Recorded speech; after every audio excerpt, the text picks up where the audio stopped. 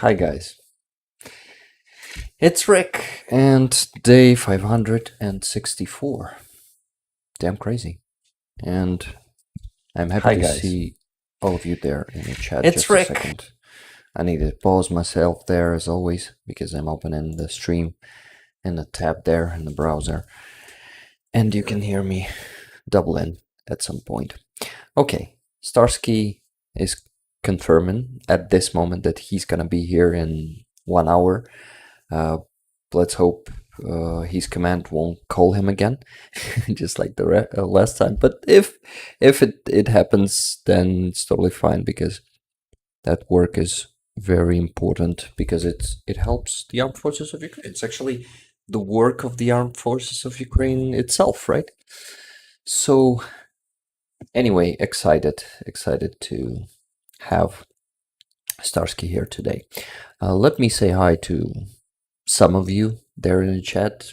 Unfortunately, I cannot say hi to each and every one of you because it will take not all the stream, but half of it definitely. But I'm very glad to see all of you there. Ozzy T, thank you so much for gifted memberships that you've presented to people about 15 or 20 minutes ago. I saw them. Thank you very much. And before that, Loud Farm, Susan was gifting 10. Thank you, guys. Duncan Stewart, hello. So Duncan is saying, then the stream has more like and subscriptions, making it worth commercials and helps the channel gets listed on the searches, like in Ukraine or Ukraine news. Oh, like is also feedback to our hosts.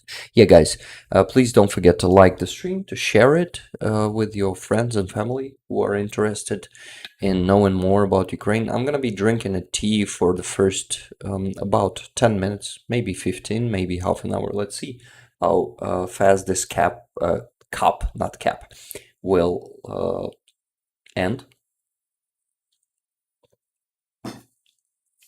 I hope it's not going to be an ASMR session because it would be annoying, right? But tea is something I love, especially the black tea.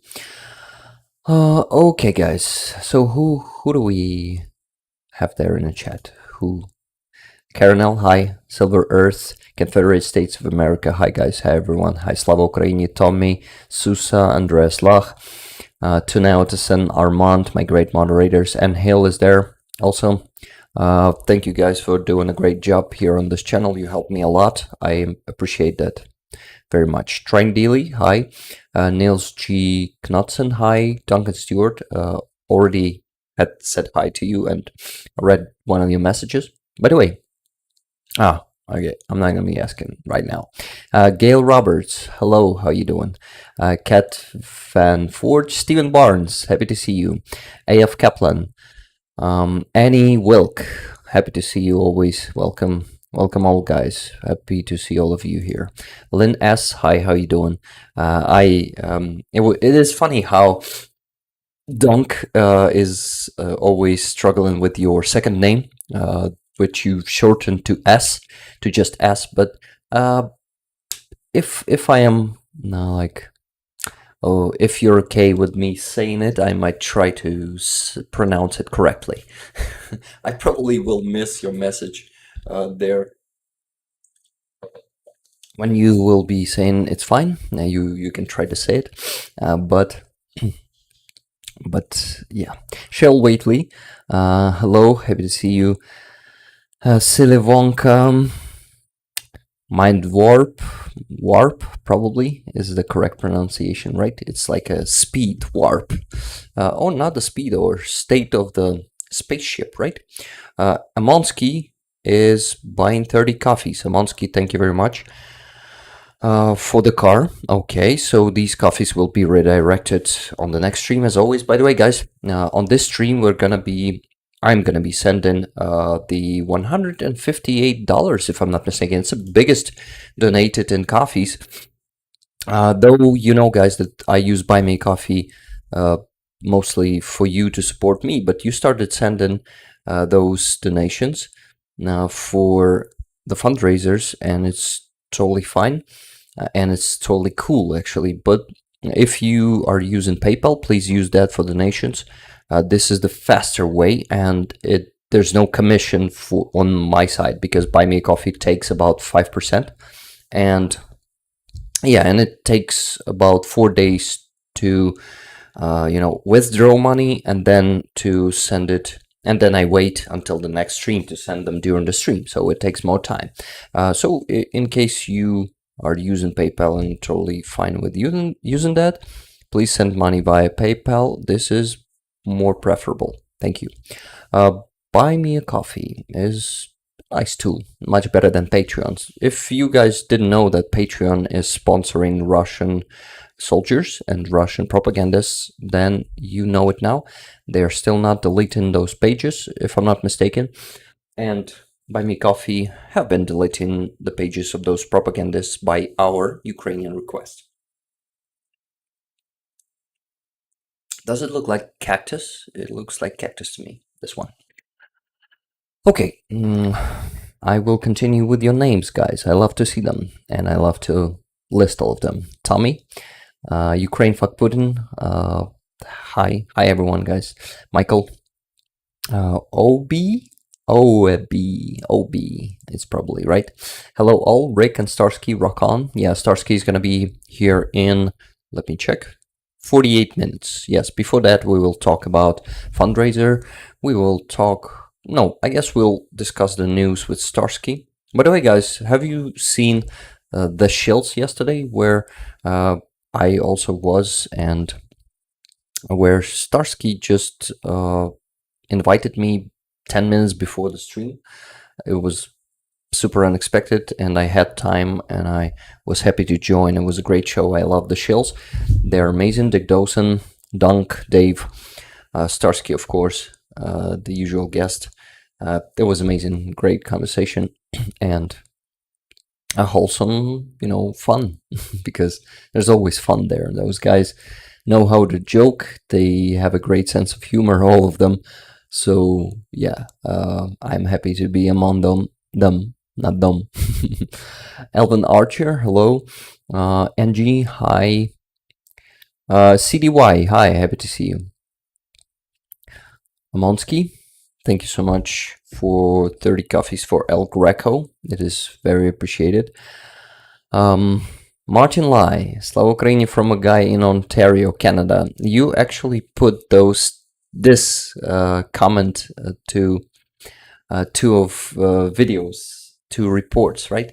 There today. I've seen it. Thank you so much, guys. Please don't forget to comment the stream after the stream, because it helps with engagement. It will help more people to see it. And as Ozzy D said, it must be at least 7 words, and emojis doesn't count as words.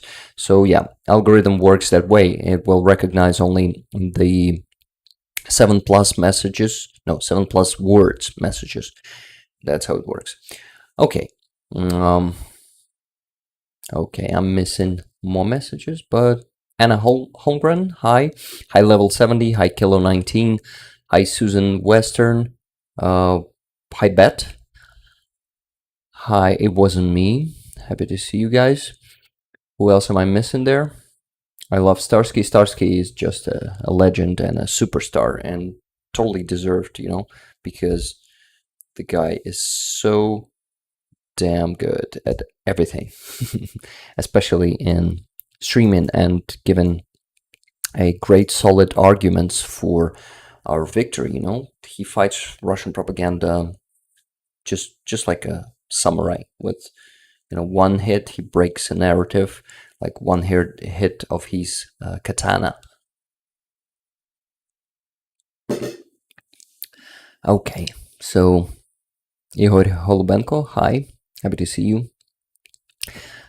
Cass, I'm missing the names. Mick Riley, hello. Janice Burgess, probably right. Nils Adam, hi, how you doing? Yes, please. Stefanicin, or Stephanie. Yeah, I guess Stefanitsin. I just see yes, please. I thought. Now tell me if it was the correct pronunciation. Or Stefanitsin. Tsin is the Ukrainian name, right? It should be the Ukrainian second name, if I'm not mistaken. Hey, OZT, thank you so much for 10 gifted memberships. This is very, very appreciated. Weed water, hello. Weed tea. It's just a tea, no weed in it.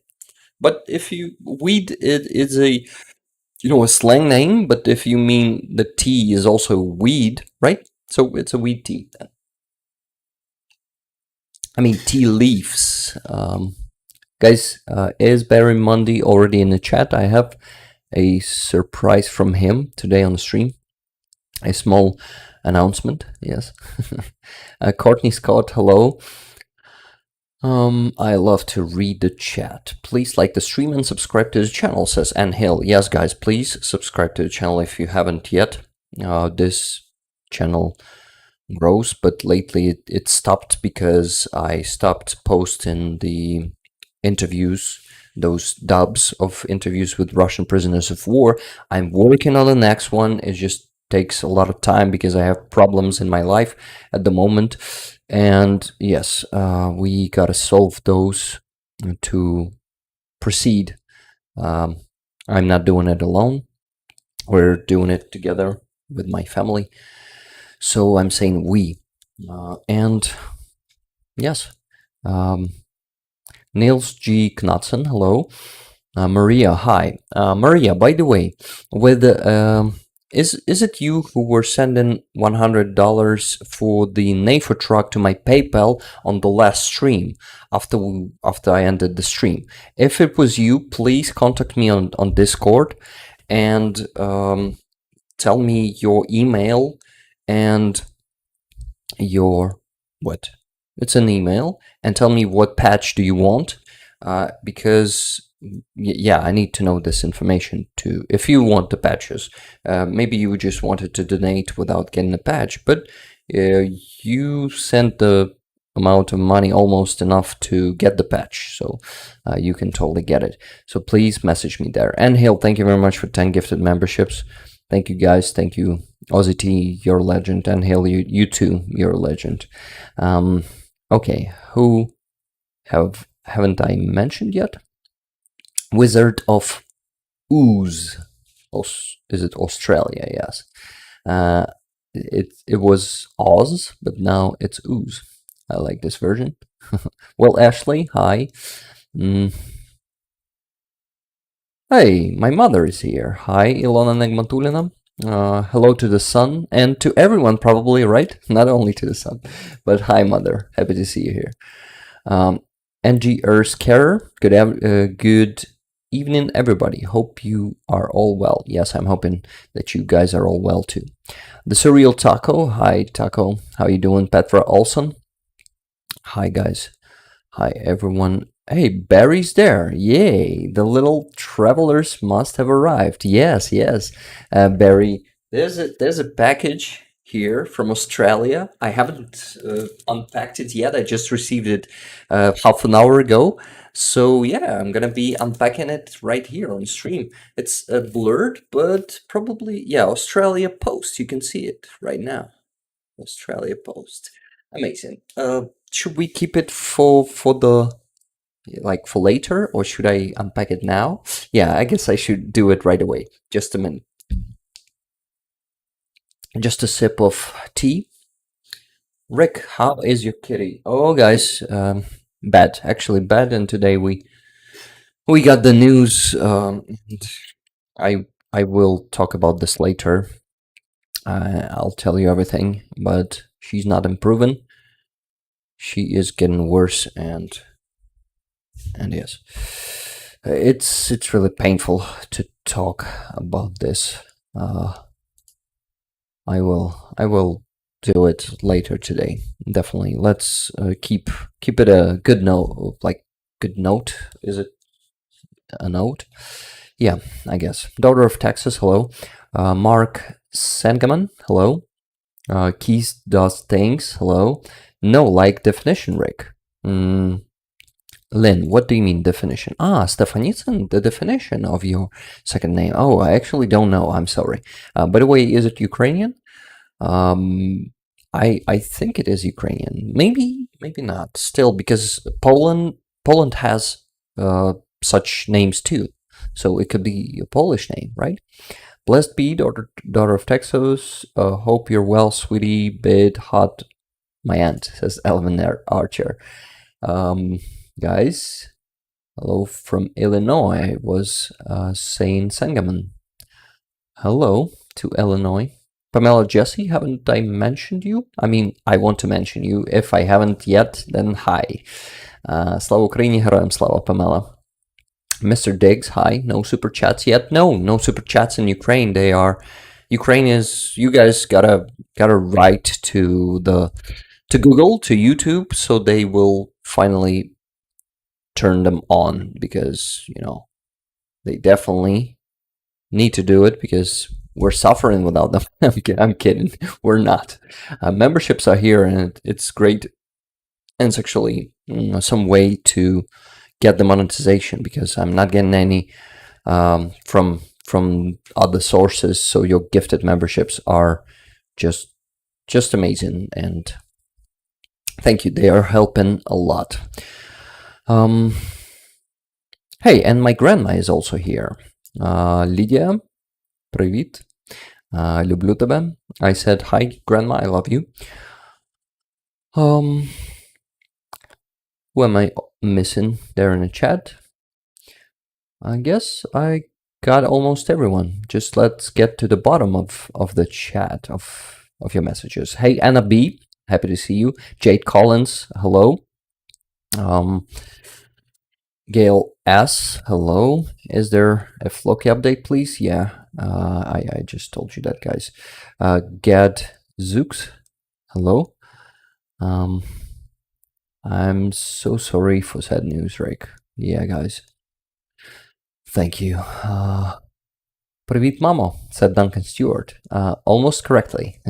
It is привіт, but провіт will do. Kenty Ludden. Rick, would love to be one of the voices for your videos when I am in Ukraine in the spring. You can actually do it from home, because I don't have a studio, and I am, if you're talking about, dubbing, then I do it online, and yes, you can message me, and if you want to become one of the voices, you can help me with that, yes, if you know how to do it. Yeah, thank you, CDY, for hugs. Thank you, Slava Ukraini, for buddy. I'm sorry you got a sick kitty. Yeah, thank you very much, guys. Are we getting Starsky still, or did I miss it? Starsky's coming here in 36 minutes. Yeah, he's going to be here in 36 minutes. Before that, we're talking about the current fundraiser. We are also talking about, I don't know, I'm just chatting with you guys. You are messaging me, and I'm telling you some answers to your questions if you have some. Sorry to hear that, Rick. Thank you very much, Anne. Rick, I'm so sorry I have been through this with my cats. It's never easy. Yeah, thank you very much, AF Kaplan. I'm so sorry, Tana. Thank you very much, Tana. Okay, messages keep coming. BD Clan, hello. Aussie T, thank you very much for another 10 gifted memberships. This is very, very appreciated. Duncan says, sorry, I had English spell check. Привіт, mamo. Yes, that's the correct version as per Google Translate, yes. Checking in from Gettysburg. PA is Pennsylvania, right? If I'm not mistaken. Chris Connie. Okay. Awesome. NVMD. Is it a never mind? Привіт, не хочеш зробити стрім ще й з Алексом Сейнтом. Вони колись один раз у карася збирались на початку війни. Okay, you message me on Discord, send me the link to his channel, I'll check him out, and of course I'm definitely happy to see Ukrainians here and everyone who fights Russian propaganda in any way, you know, be it the field of information or directly on the front line, would be awesome. So message me. I'm interested in having new friends and new supporters of Ukraine here on the stream. Would be awesome. Alexis Kiri, have the Abram tanks arrived yet? I think they had, but no, they haven't. But maybe they had. They usually have a delay on announcing those things, so it could be that they are already here. Lynn S sent 10 for you. 10 coffees for Helena. Thank you very much. 10 will be sent to Helena.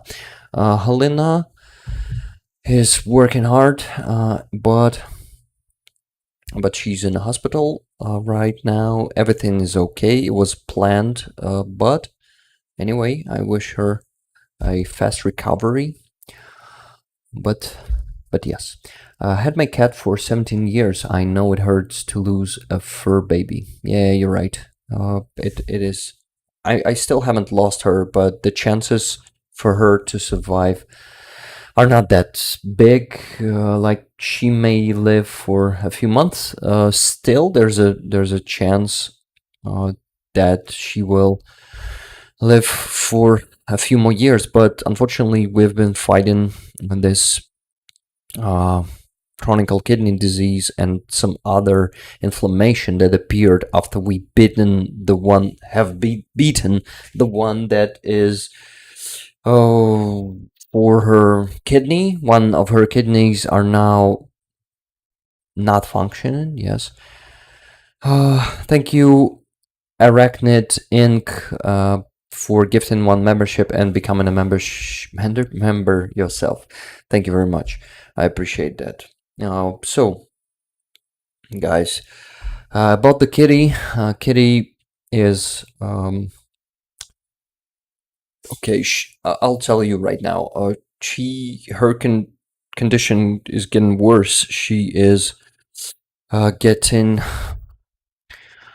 Okay, so we took blood samples yesterday. She was getting better for the last 2 weeks, but around 3 days ago, once we stopped giving her one of the medications, she got worse again. She is losing her appetite. She, I guess, is sick, like in her stomach, and she haven't been eating much as she did before. And she's losing weight because of that, bit by bit, but still losing it, not gaining weight. Though my wife is doing a great job feeding her, no, she is not getting more weight. And what else? She will. Yesterday we took the blood samples, and her creatinine, which is the indicator of her kidney disease, it is growing.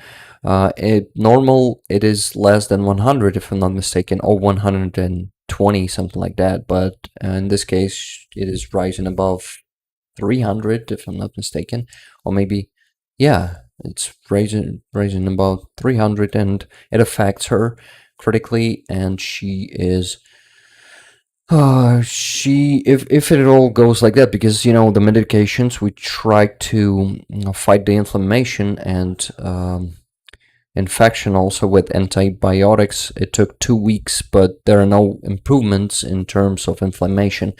And doctor yesterday, he even proposed us to, like, one of the options was to fight for her life again, to keep doing it, to put her under infusions, under the dropper, and we did it today because that's definitely what I will choose until the last last try. I will try until the very end to save her.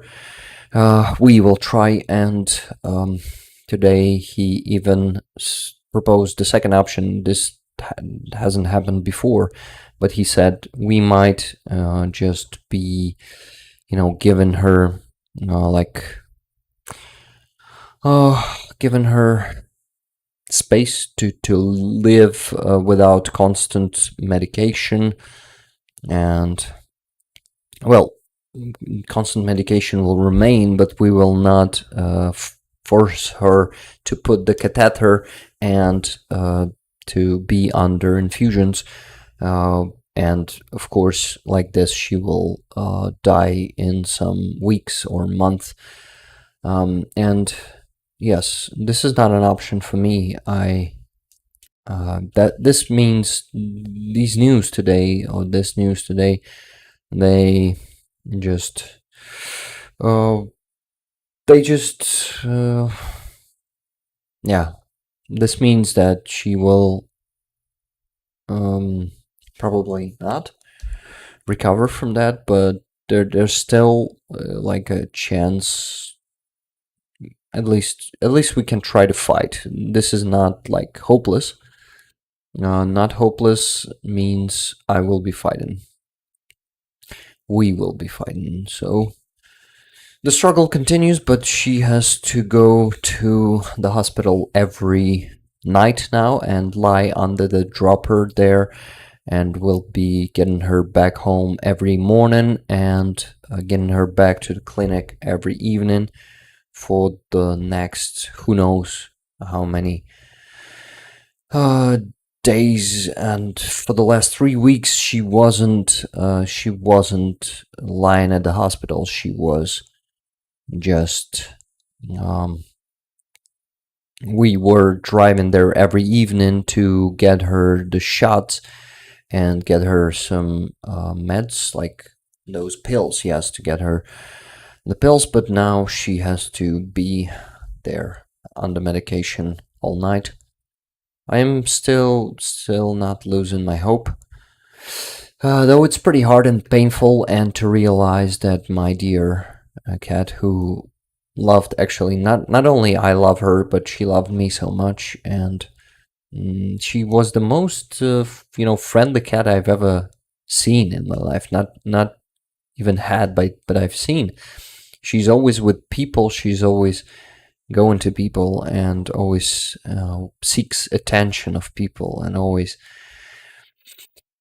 is rubbing her cheeks of your hand, and even my beard. You saw that on one of the videos.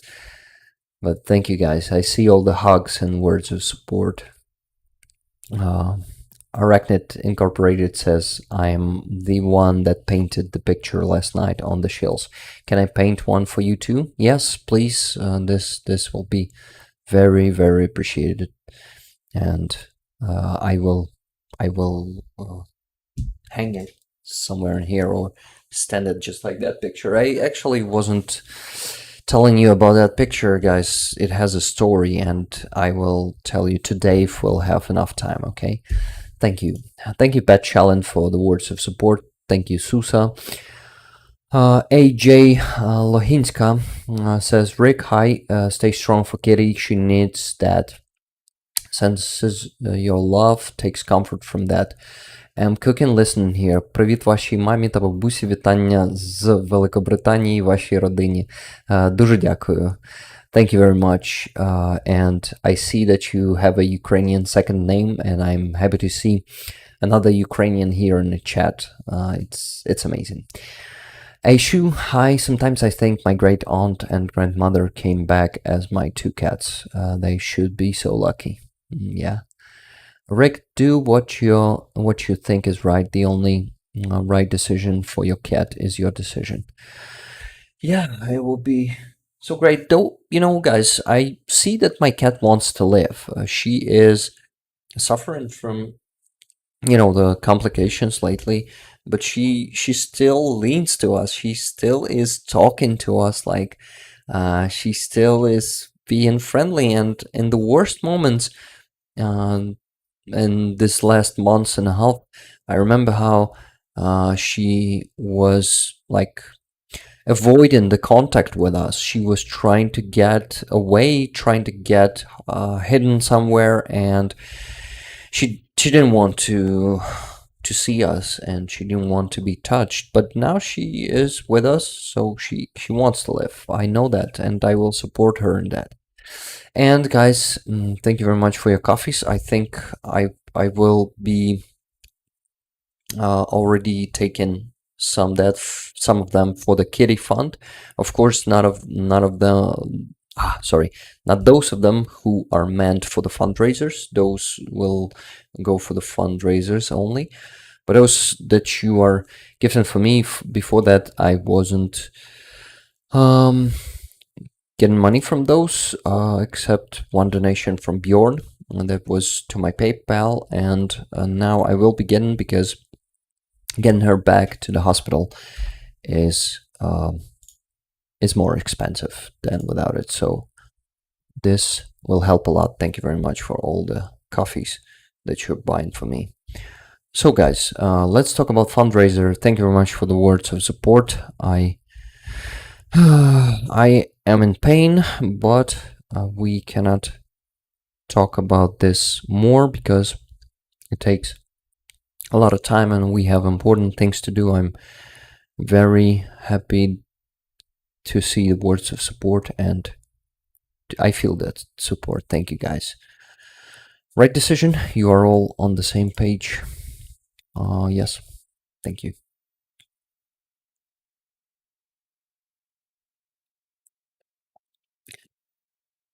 Thank you very much.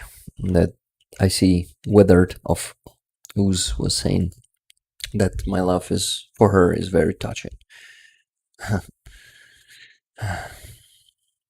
It's so sad, though, that we have to lose our loved ones. And it's really hard lately, to be honest. I lost one cat already. It was about 5 years ago. Yeah, maybe 4. And it was so fucking painful. And I know how this pain, I'm sure that a lot of you guys here in the chat felt that pain, but you were saying that. Richard Harrison from a Brit. У цей момент увесь світ на боці українського народу. Тримайся, ти переможеш. Слава Україні. Героям слава. This is very touching. Your words in Ukrainian are very touching. Thank you. Okay, Rick, I have a picture. You are welcome to auction off its glow in the dark painting of my friend NVG picture. You can send it to me to Ukraine, message me on Discord. I will give you the address. Rick, I have written the same message again. Just tuned in again, just saying again, Rick, love. Armored Arabia Hamster, thank you very much for the words of support. Fick and Gamer will all meet again in heaven one day. Yeah, definitely. You have perfect sound. Thank you very much. Is it because I'm so close to the mic today? Usually I'm doing something like that, so the sound is not perfect. And today I'm leaning to the mic. AJ Lahinska says, yeah, I lost my old cat last year. Palliative care at home. Rick, look after your kitty. Prayers for her from me. Thank you. Thank you, guys. Let's talk about Fundraiser. Fundraiser is there. Let me remind you, who are we raising money for? Let's get to my community page. I mean, yeah, it's actually, I didn't have enough time to prepare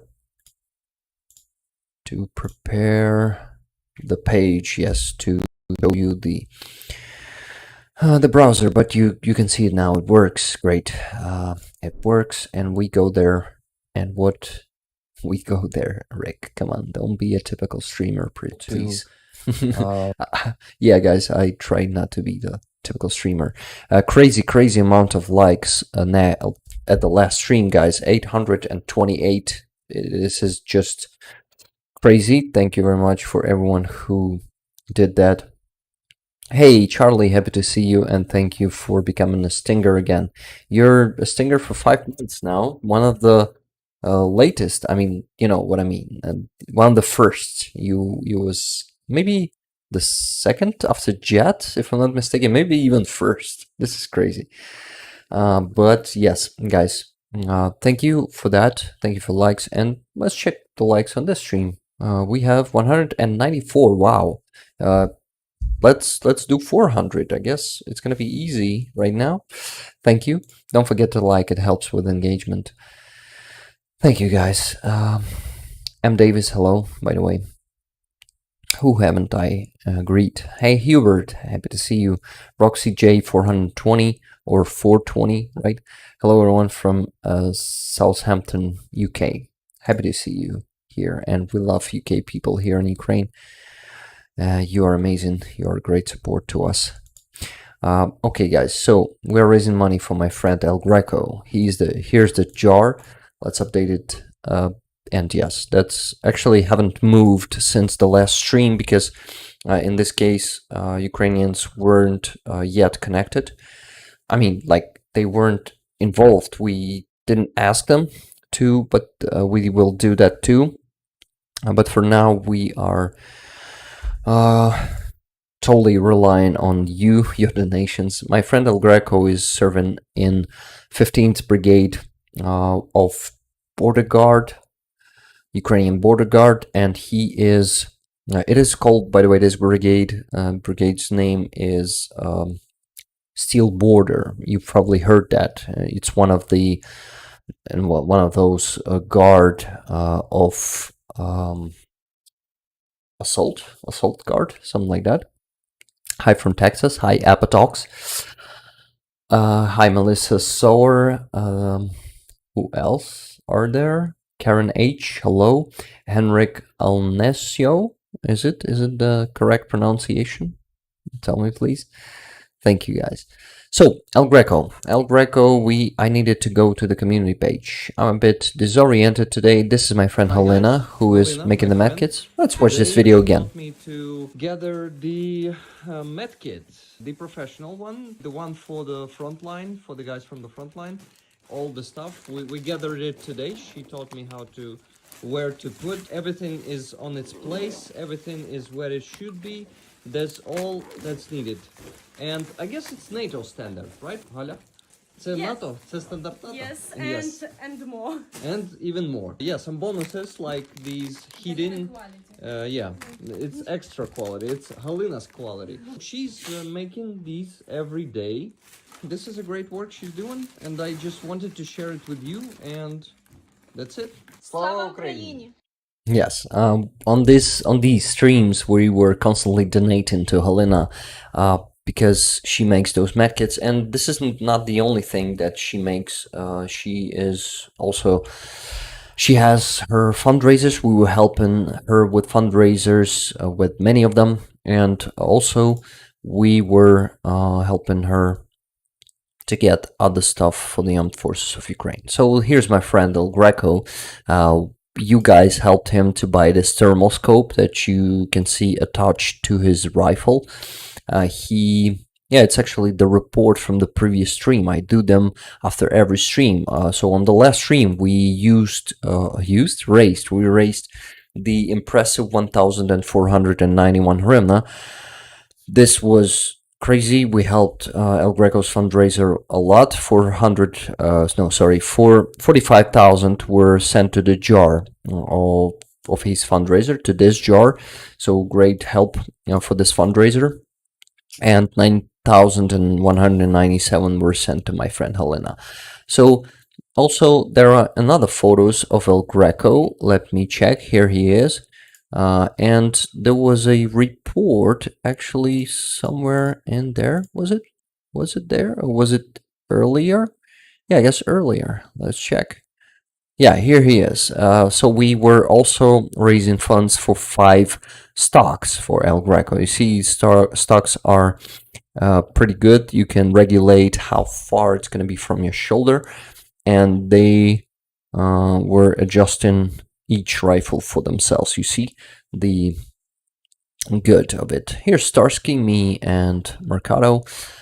So yes, El Greco is in need of a car, and not just him, but his unit. It's 5 of them, and they need a transport because at the moment they are using the transport of the neighboring unit, and it's you can imagine how uncomfortable it is, right, guys?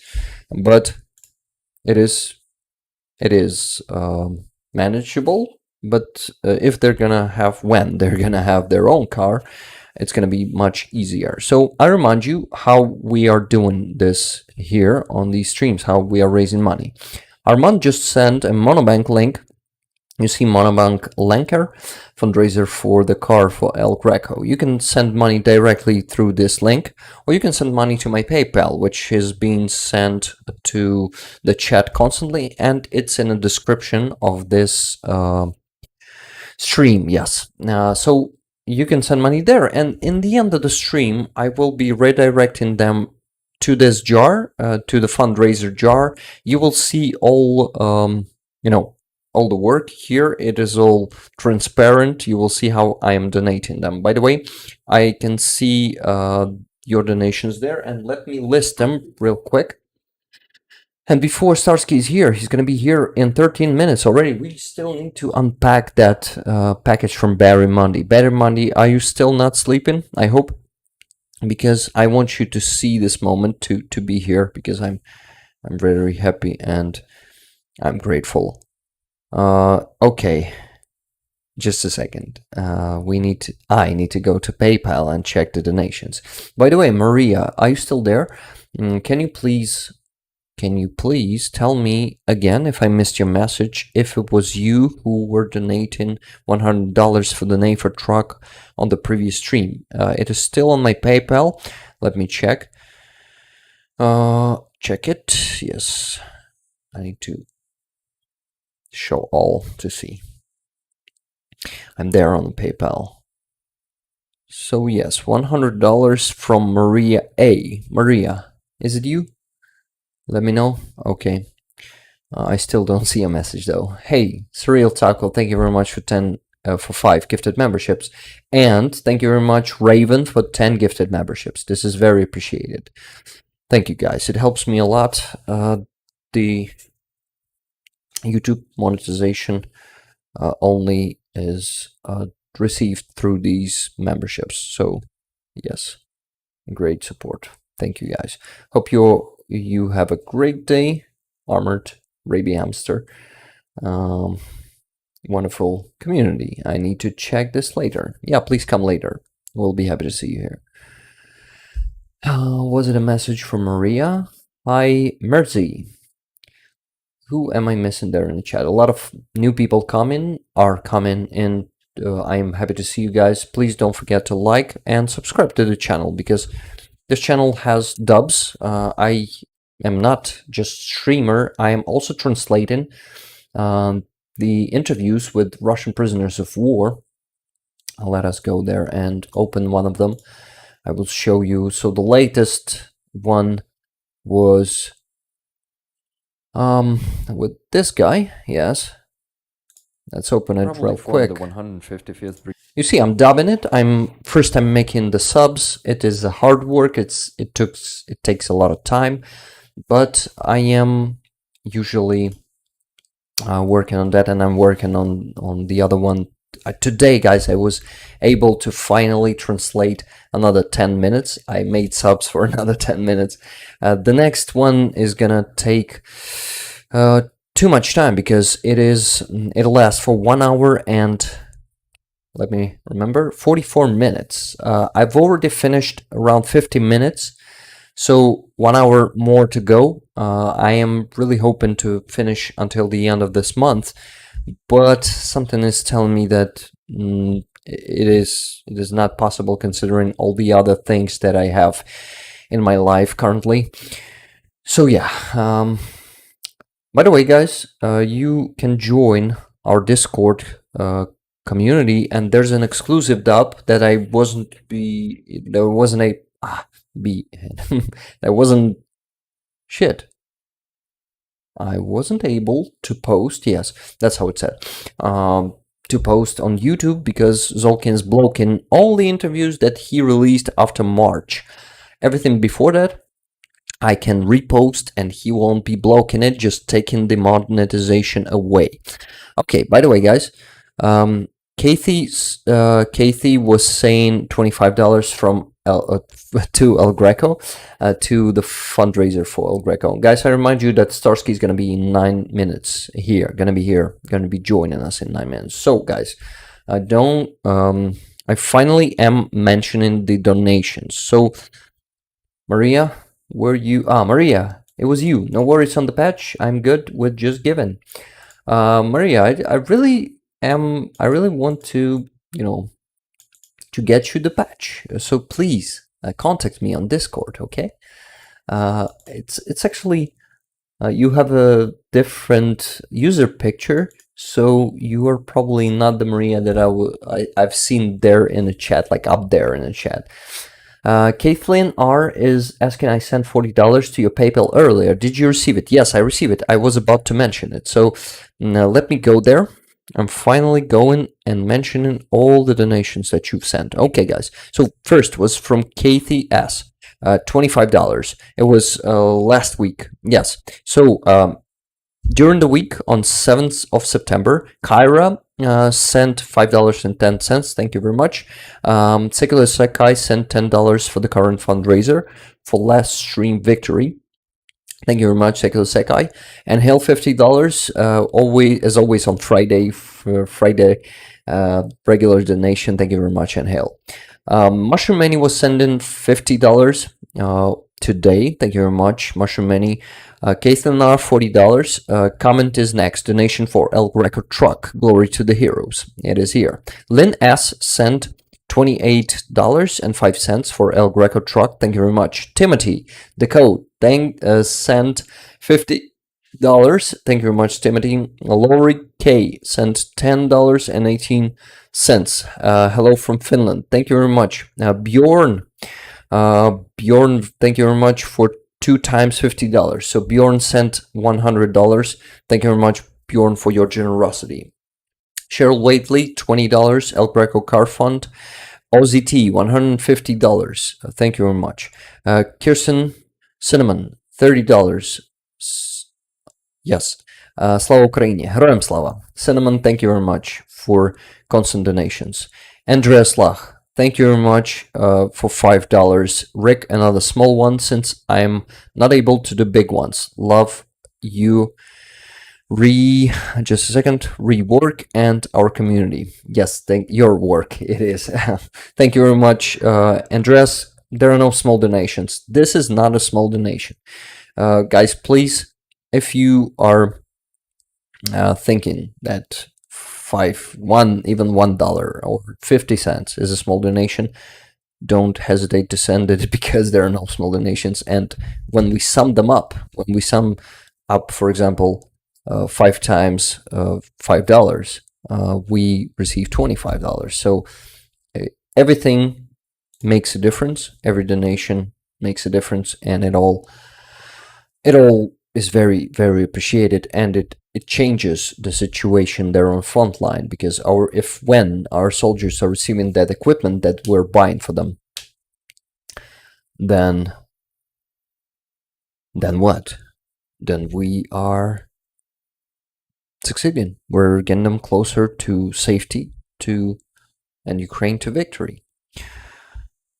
More coffees. Ozzy T bought 50 coffees. Ozzy T, thank you very much. For Kitty, thank you. This will help a lot. I will spend this on Kitty, on her procedures. Actually, I will need to pay around $50 tomorrow for her procedures. So this will help a lot. Thank you very much, Ozzy T. 20 coffees from Anna Holmgren for your Kitty. I hope she will recover. Lots of love. Thank you very much. Willow bought 10 coffees for Kitty's wet bills in memory of Sneezy, my sweet Siamese. I'm sorry for your loss, Willow. Thank you very much for 10 coffees. And I'm getting many notifications about the donations, but I've listed all of them already. Just let me update it. Maybe we got the new ones. Yes, just Sir Garrick and his wife just sent $205.28. Thank you very much, guys. This is a very generous donation, and you're also constantly sending them. So I'm so grateful. Marita has sent $15. El Greco's car with love from America. Thank you very much. We love you. We appreciate your support, America. And Starsky just joined. So give me a second. And Barry, if you're still not sleeping, please wait for your package to be unpacked. And I just wanted to thank Ken Patterson for 10 gifted memberships and Loth Farm for another 5 gifted. Starsky is here. We need to switch the screen. Just a second. And Starsky, hello and welcome. Hey, hi, buddy. Can you hear me? Yes, pretty good. Great. We made it. We made it. Yes, I'm so happy to see you here, and thank you for coming. And what we were talking about Fundraiser, about donations, and about my kitty, who is very sick, and we are actually. I don't know if you knew that, but we're fighting for her life like for the last months and a half, and yeah, it's been challenging, but yeah, but there are chances. So we're always grabbing those chances. Starsky? Yeah, we're responsible for those who are domesticated by us. Yeah.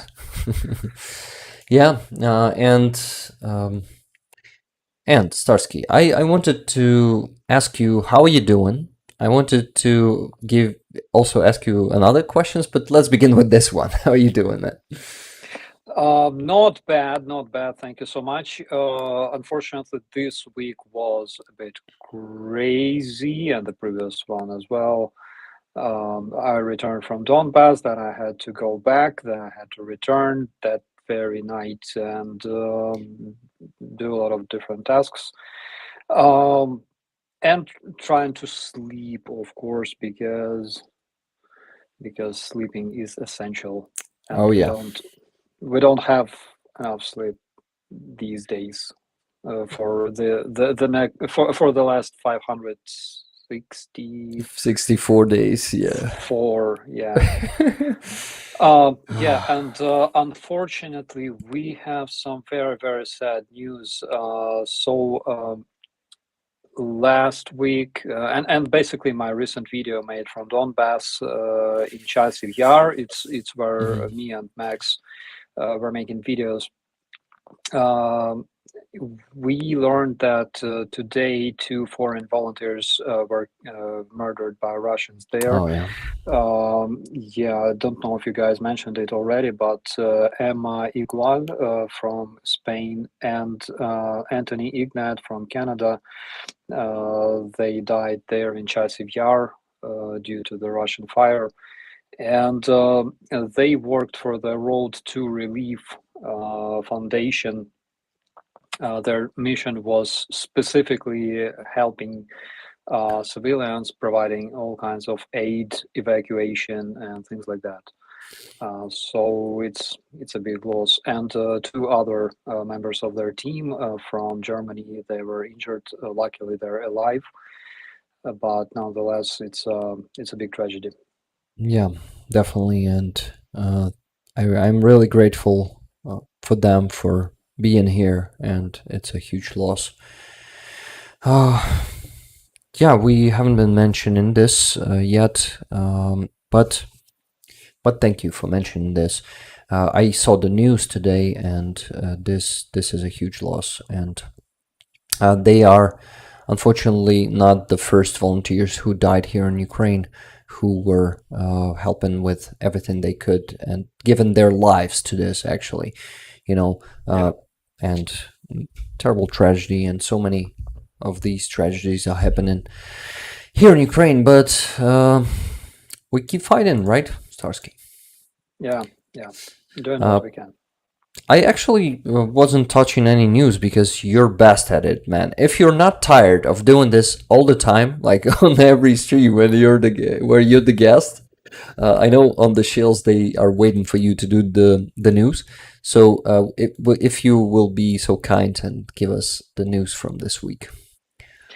Well, the most recent update we can talk about is some beautiful firework in Feodosia. There were rumors Russians are smoking again, which led to this horrible fire.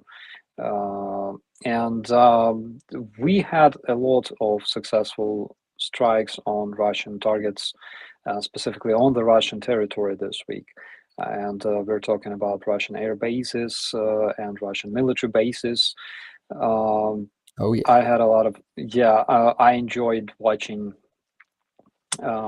this new Russian innovation, protecting their aircraft using tires. Oh yeah.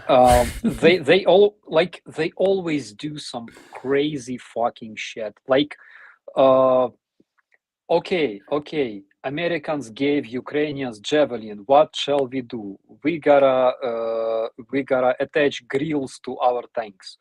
What the fuck? Are you serious? Now, Ukrainians using UAVs with charges. What shall we do? Let's put tires on our what the fuck? Have you seen those, I don't know how they called, the type of satellites who are scanning with radio waves, not with the picture, not making photos, but scanning with that. And they actually think that Russians put tires there to protect from detection, but it doesn't work fully. Have you seen that shit? It was frozen but I know that you probably like spit your coffee, or is it a tea? What are you drinking? Coffee and milk. I'm drinking tea today. Do you like tea too, or just coffee? It depends. Usually it's coffee because we're running on caffeine. Yeah, we do that. So now I just wanted to say that they failed that, because they're still seen there on satellite scans, on satellite images. We can still see their aviation, but let them do that, because rubber burns pretty good. We remember it from the Revolution of Dignity, and it will just do more damage. And considering that those drones, the new ones made from cardboard, they explode above the target and put a lot of shrapnel inside of it. And guys, haven't you noticed that tires has a hole in them? You know that could be penetrated. So stupid, so ridiculous. But damn, it's like you know, it's like if you want to protect your aircraft, the most logical thing is to build fucking hangars. But do it before the war, before starting the war.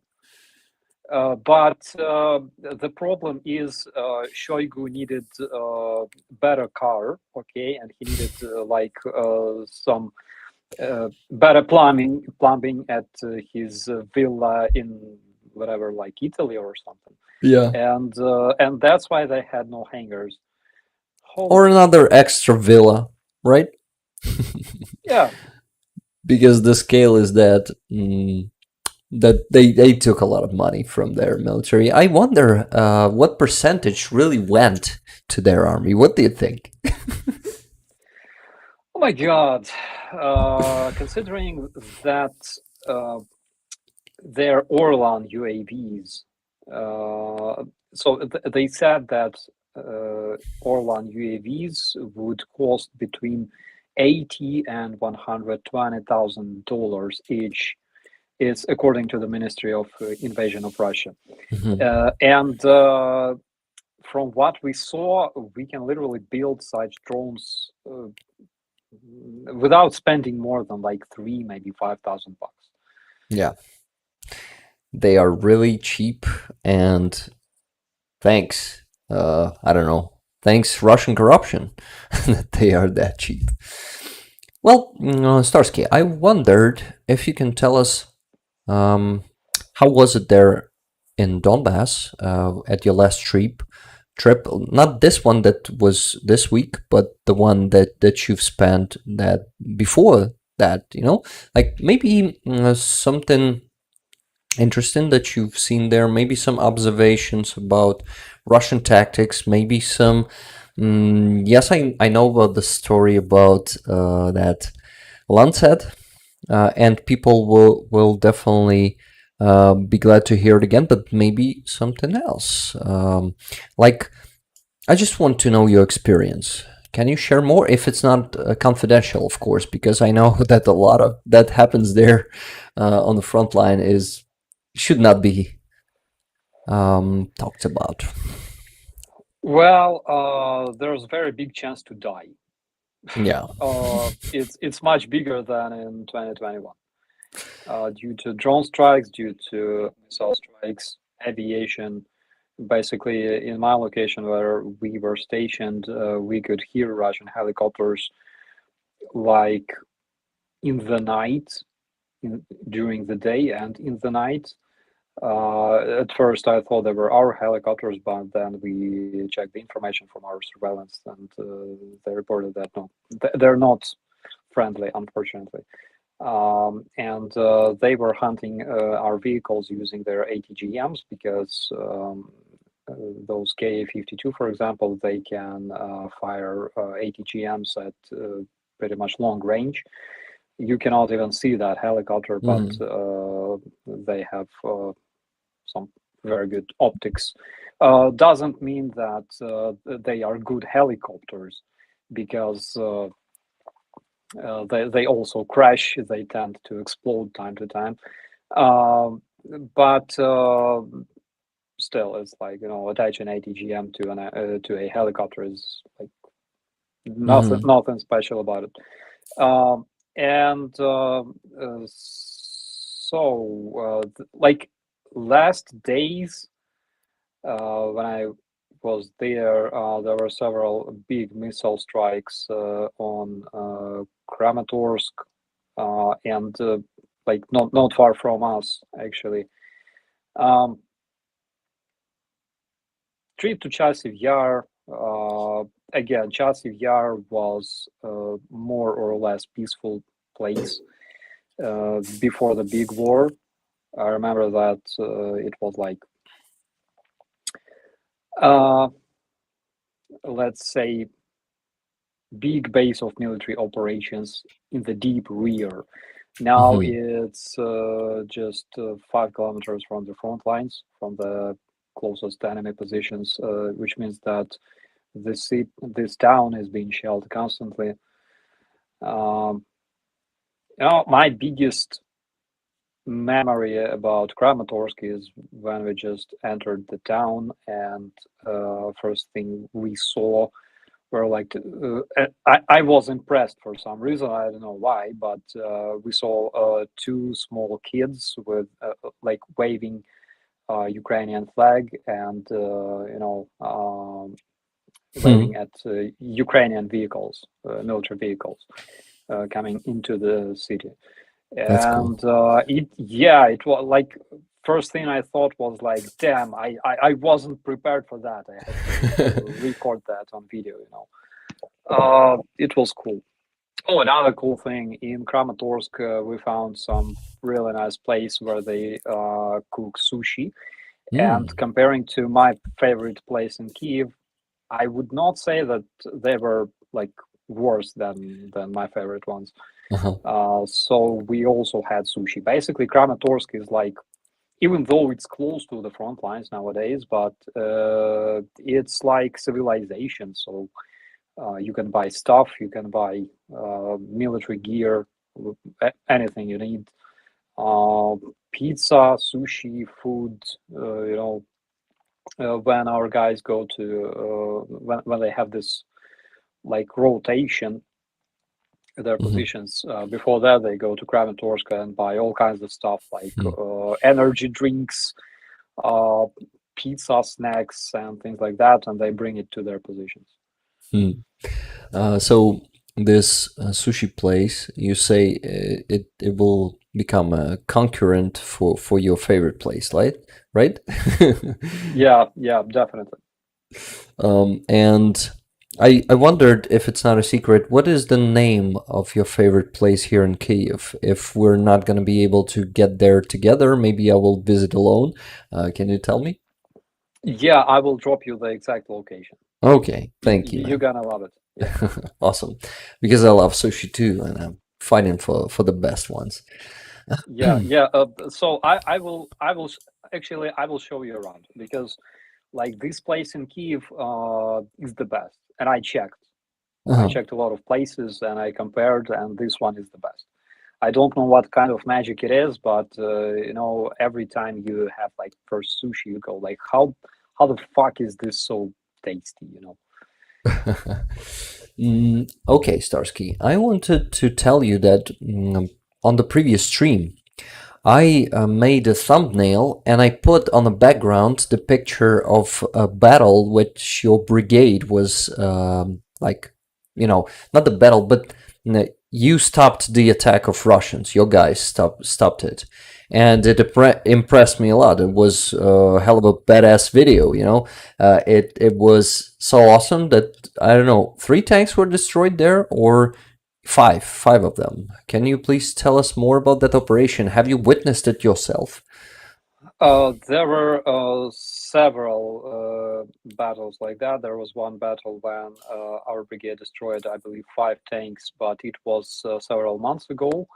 But when we were there was another Yes. Russian attempt of attack, and they brought 3 tanks and 3 BMPs, I believe, and 2 tanks and 2 BMPs were destroyed. They were Uh-huh. completely freaking obliterated. Yes, and it was just like in 5 minutes. They were going in column as they love it. One was exploding with javelin. The second one was getting on the mine, and explosion after explosion. Yes, that's the battle I'm talking about. It was badass, guys. You should have seen that one because it was spread around. And thank you for your service, Force Brigade of National Guard. Thank you, Starsky, for your service. You guys are amazing. We're really blessed to have you to protect our asses. Yeah, I feel so proud when I see such videos provided by our guys because they are completely legendary.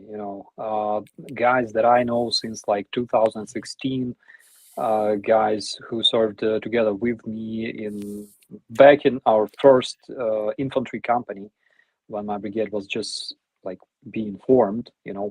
And they are still there. Some of them are still fighting there, and it's a big pleasure for me personally every time when I go to their positions or their location and I see my old friends.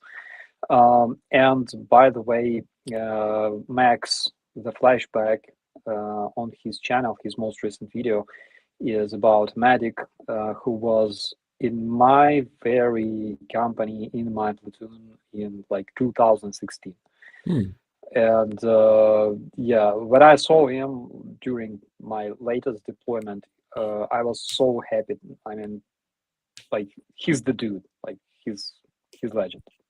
Awesome. I'm always happy to see uh, people, especially happy to see people there giving interviews who are fighting from not people, but soldiers, warriors, not just people. Yeah, they're like super people for me, who's been fighting since 2014 or 2015. It always impressed me how dedicated they are, and you are one of them, Starsky. So I'm really, admire. I really admire you. Yeah, that's how I should say.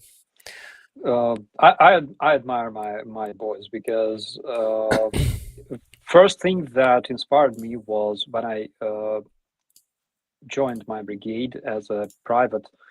Um, I was probably among the oldest soldiers because I was something like 2000, late 2015. I was 30 years old, Mhm. and my boys were 23, 25. Mhm. There were a lot of very young guys, and currently in my brigade, there's a lot of very, very young guys. Um, Average age is like 25 years old, and like they're amazing. They're fantastic. They're battalion commanders younger than 30 years old. Mhm. That's cool. That's impressive. And also, I wanted to ask you about the health. How good your health was when you joined military in 2015, and have the service affected it back then and at this stage? Can you tell us more about that, if you're willing to share, of course? Um, 2014,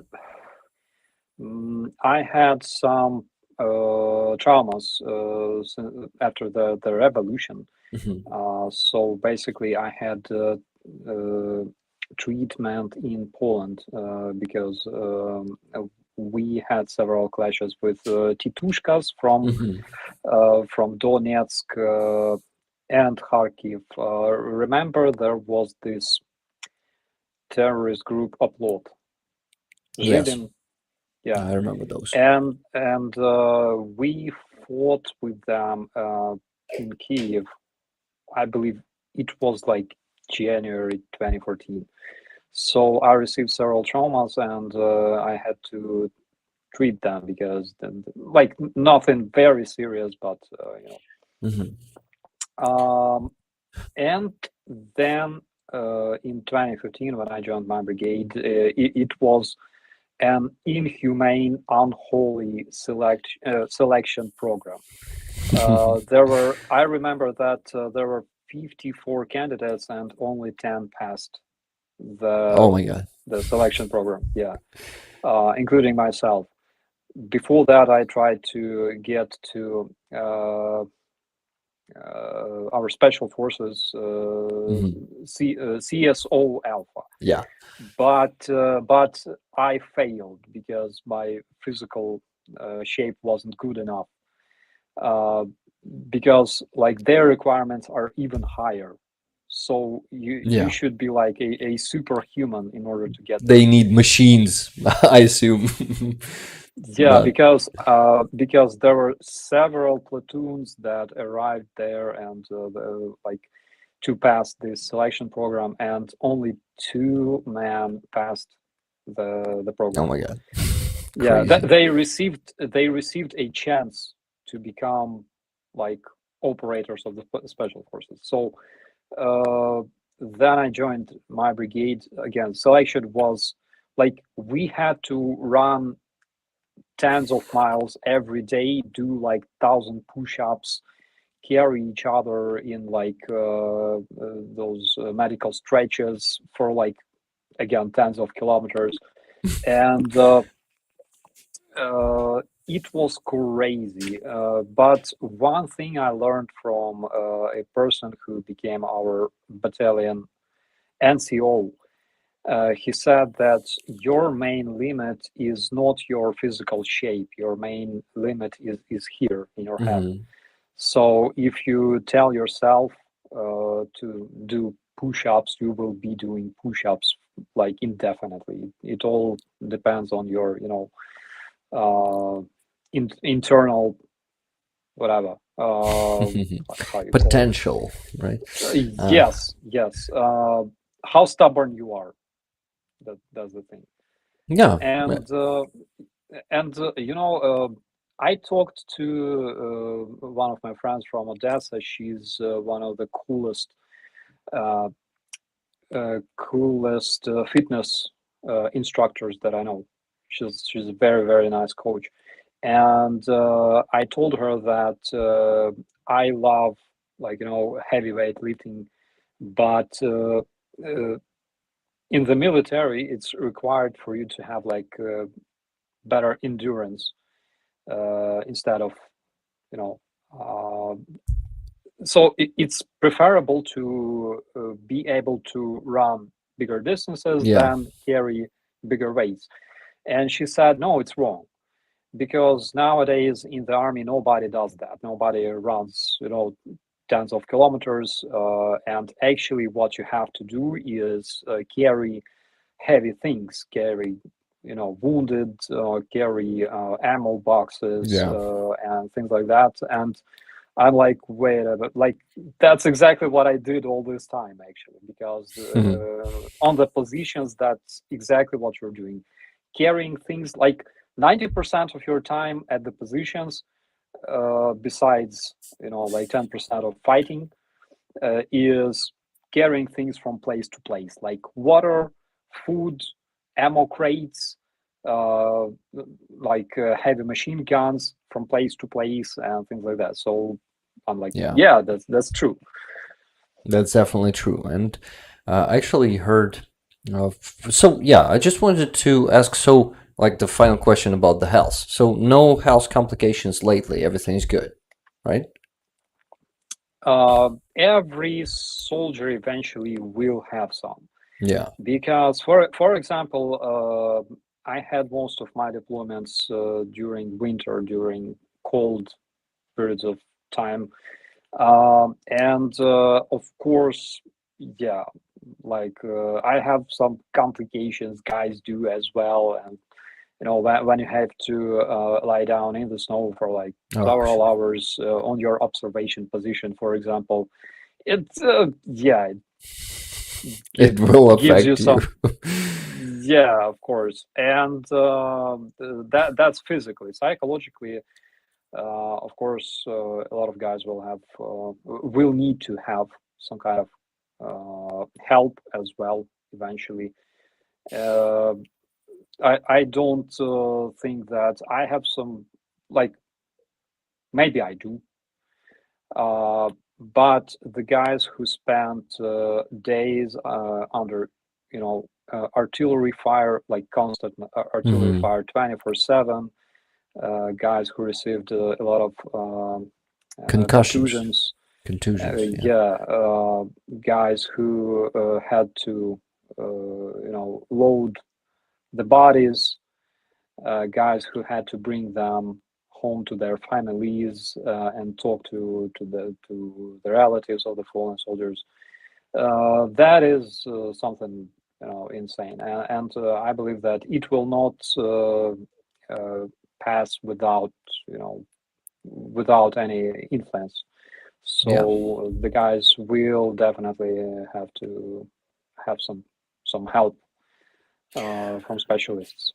Yeah. It's gonna be a huge challenge for our country, for our government. They will need to put some good things, or again, just us volunteers will have to do everything, probably. But government has to do at least try to do something.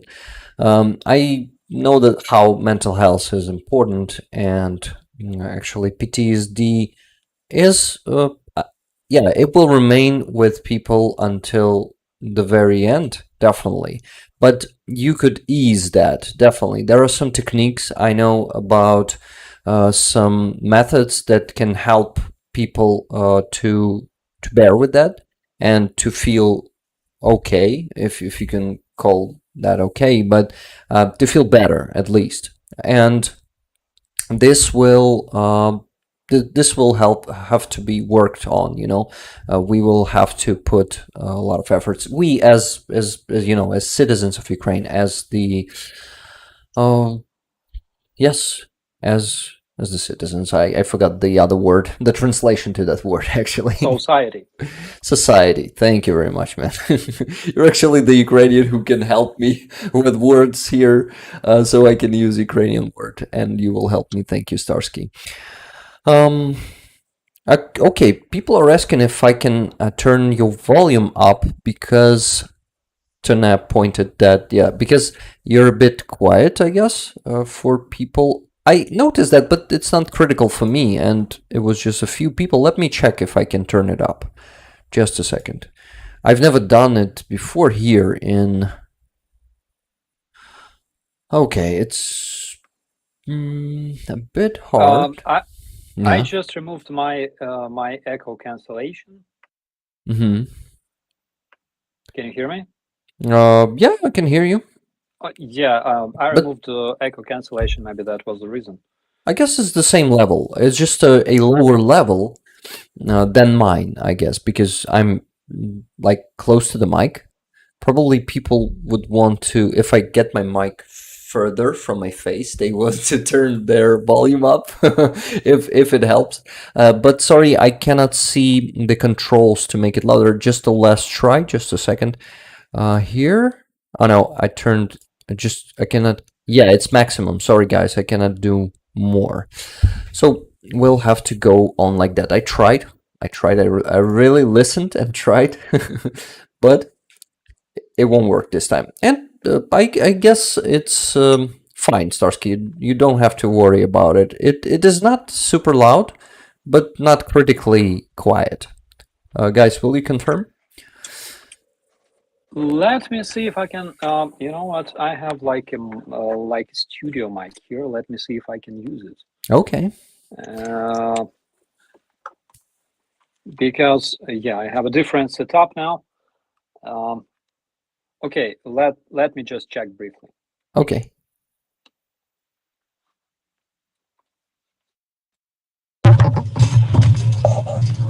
The sound changed, definitely.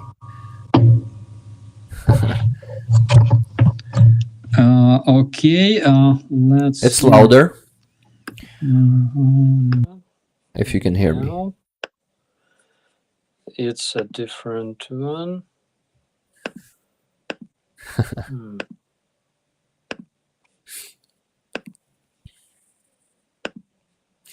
Guys, now while Starsky is busy with setting up the mic, I will thank you for all of your donations. I will mention a couple of them for El Greco's truck. Just a second. On my PayPal, I received one from Tuna Ottoson. Tuna, thank you very much for generous $100. And another 15, just a second. I cannot enter. Yes. $50 from Gail Roberts. Thank you very much. Very generous. And 15 from Marita. Marita, thank you. So at the moment, we have raised, just give me a minute, minus that 100 from Maria.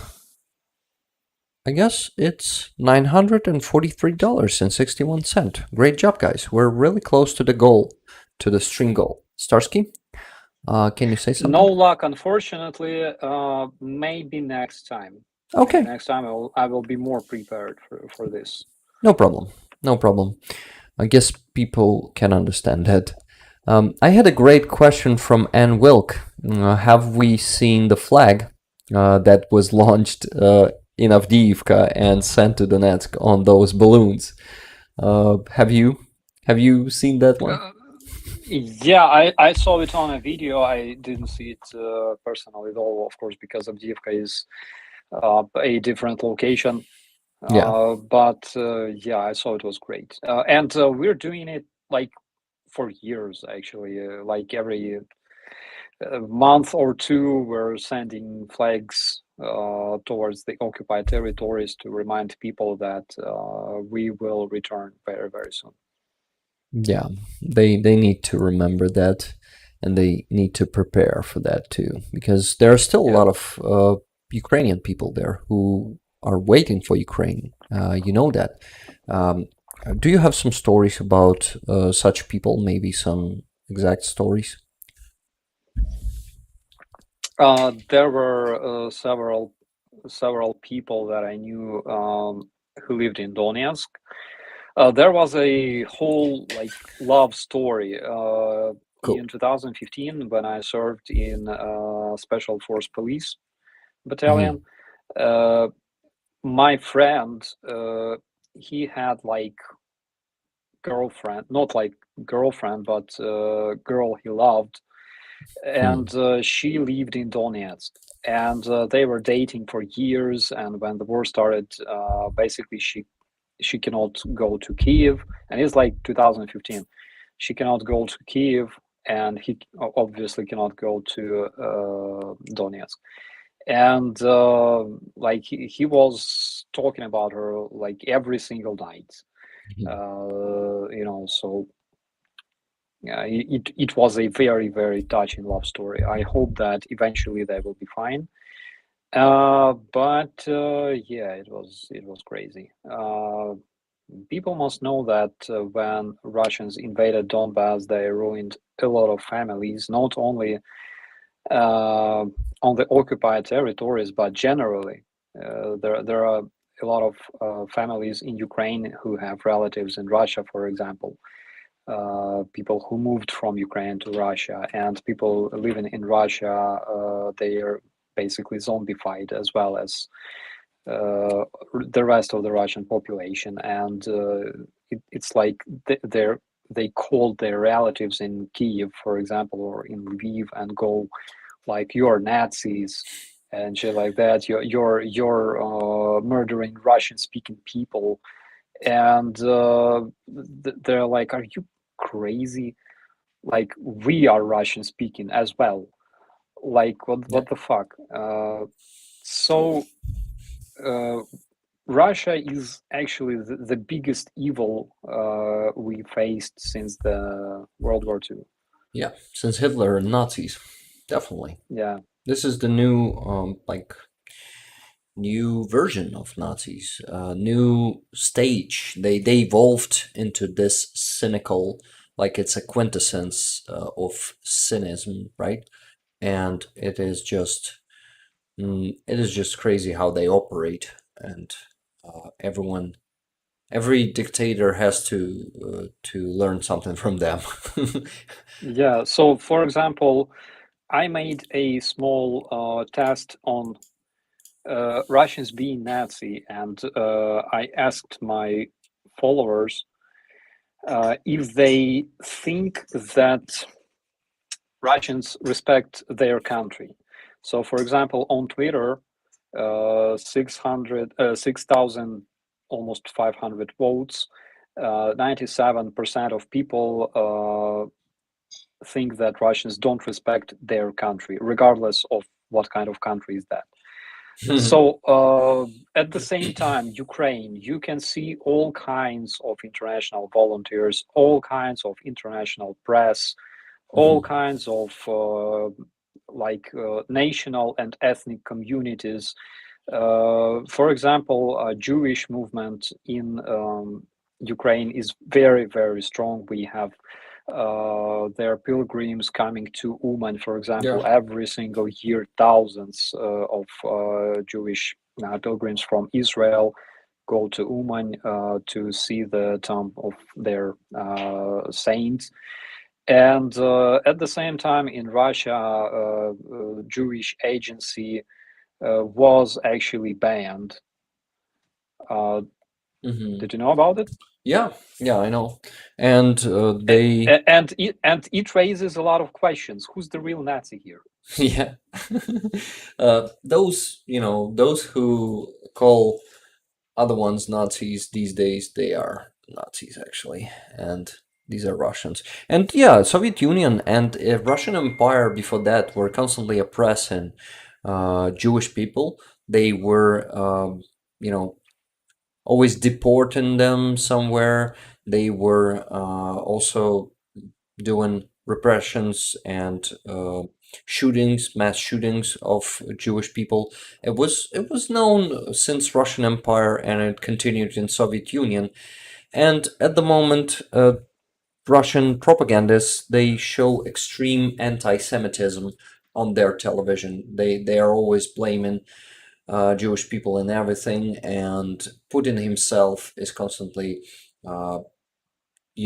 pointing at that Zelensky is a Jew, and that he doesn't like that. I mean, Putin doesn't like that, and they are the Nazis here, and it's obvious to all conscious and free people in this world, right?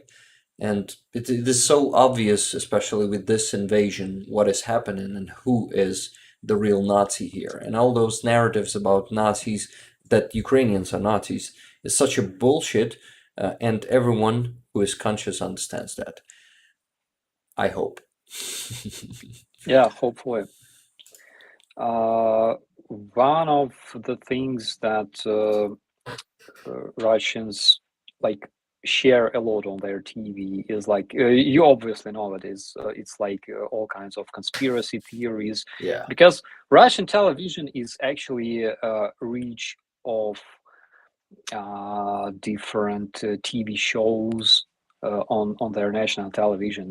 TV shows like "Очевидное невероятное" and shit like that about aliens and whatever, you name it. Yeah. So one of the like one of the most popular shows is about those secret societies, and of course Zionist occupational government. Oh, yeah. and Yeah. and they go, yeah, Jews want to destroy the world, they The- want to dominate. I guess it's called Builder Builds Club, right? Something like that. That So, occupational government who controls and pull the strings over the countries. Typical Trump stuff, you know. Typical conspiracy theories thing that works. Or even on free people. What can we say about Russians? They're slaves. It works even better on them because that's how oppression works. You tell people some bullshit because it shifts their attention from their real problems. It's easier to think that everything is controlled by that secret government and Russia is just a victim of everything. And they've been oppressed. US wants to tear them apart, and everywhere around them is only enemies. Every country is an enemy. So yeah, typical mindset of Russians. Yeah, why does it smell so bad like in Russian houses? It's because Obama peed everywhere. Yes, You know, yes. like Obama peed in every elevator, right? That yeah, through a lot of syringes around, puked everywhere, like on children playgrounds, through like yes. condoms and empty bottles. Uh, it's crazy. The other day, one of the Russian propagandists, showed his school, like his old school, somewhere in like Ust-Pizduisk, I don't care. It's like in deep Russian S. And of course, this school is pretty much ruined over time, you know. And he's like, "This is the school that I attended as a kid, and I'm so proud of being a student of the school. Of course, it's too bad that it's in such a condition right now, but dude, stop the war. You will have enough free money to build your fucking schools." Yeah. I mean, they don't have this ability to make logical connections between things. You know, his school is like ruined, and kids cannot study in this place. But they keep invading Ukraine. Yeah. The Russian children in Altai cannot attend schools in winter because they tried to set up their heating for like 10 years constantly, and they failed.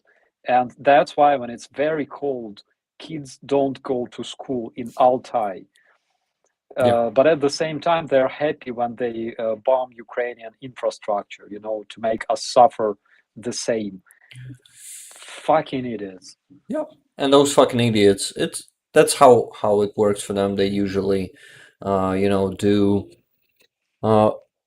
they have a pleasure from others suffering because that's the only thing that helps them to deal with their own suffering. That's how it works. They live in shit, in total shit, like in literally and not literally too. Shit around them. They just live in suffering in ass conditions, and to bear anything, any of it, they need to turn on the TV and see other people suffering, and they are happy for it because, wow, someone else is suffering. Yeah, I'm not alone in this. Oh, motherfuckers! I wish they would never existed as a. God bombed Moscovia. Yeah, I got bombed Moscovia, Starsky. Cheers to that. Yeah, And it will happen. It will definitely happen.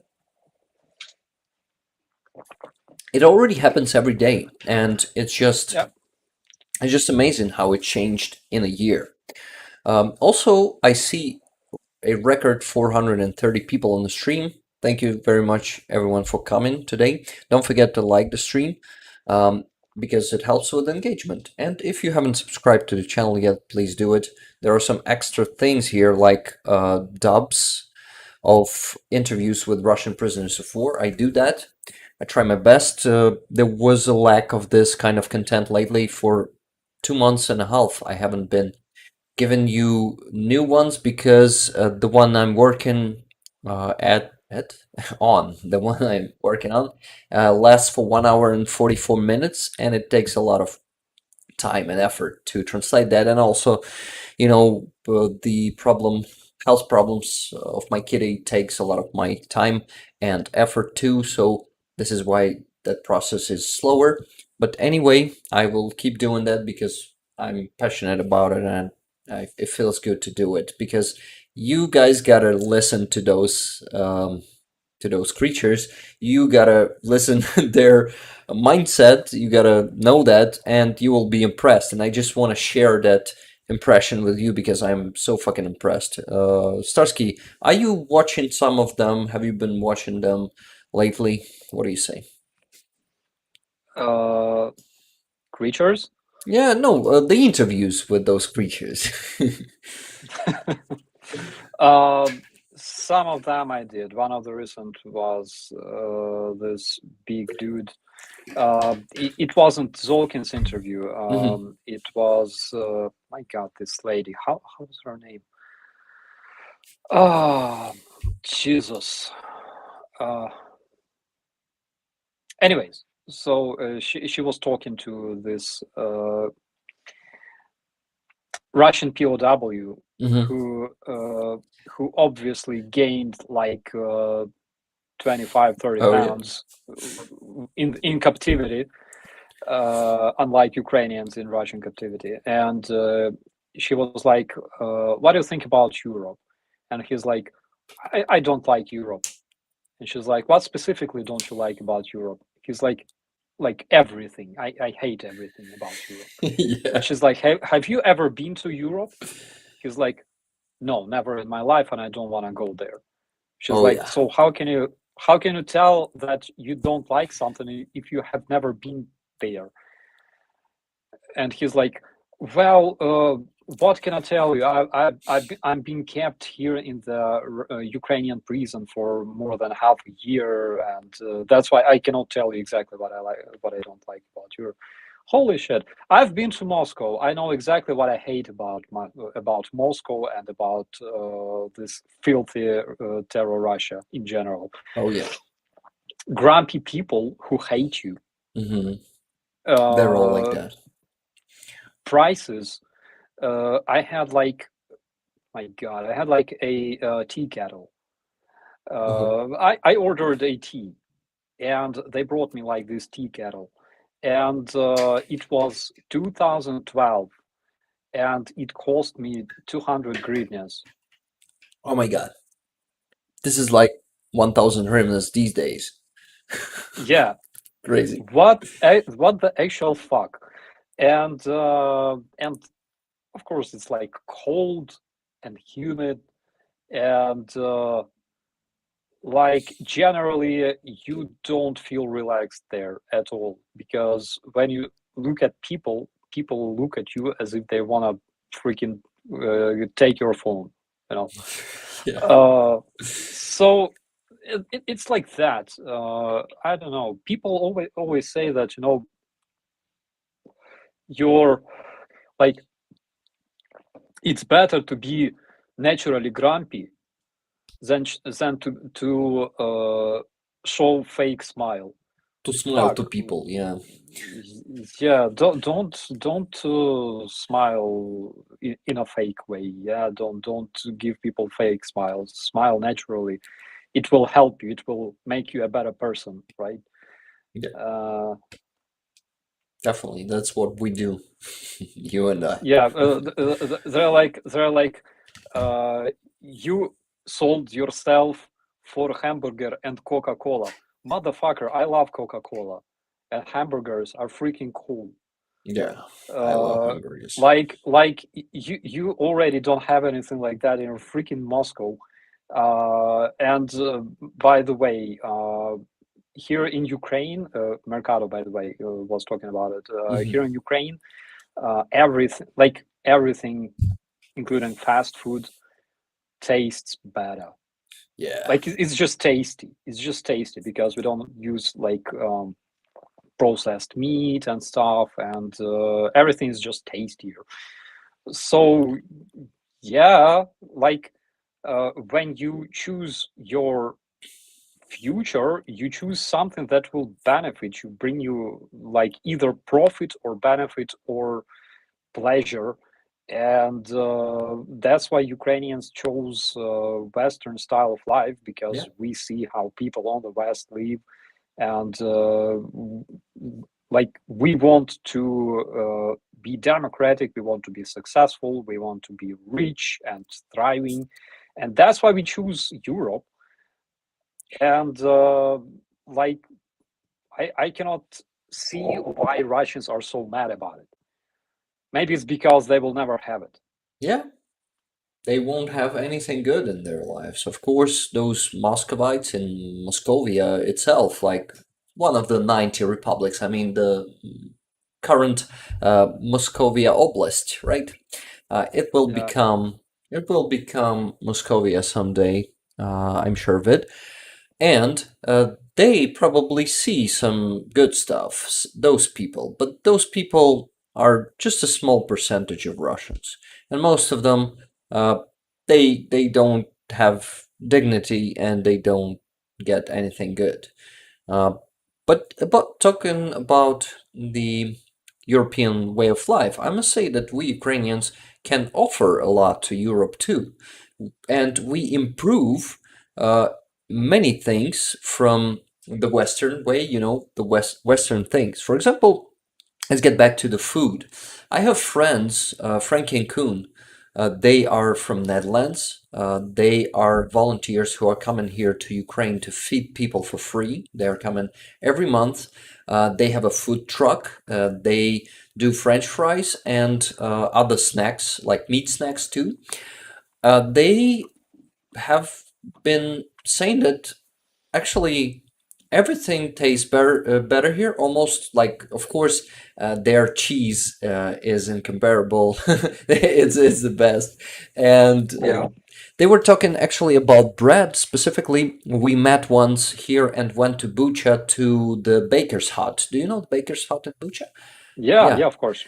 So we three of us met Yaroslav, the baker himself, and we were making some kind of interview with him. Yeah, actually with them, because there were more of us there, and we were discussing, and Yaroslav actually gave a great, interesting theory that here in Ukraine, living in our conditions in constant wars, in constant, survival, we strive for better things. We are more efficient in cooking things. For example, he said that bread, we always strive for a better product because we have limited resources, and we want to make best of it.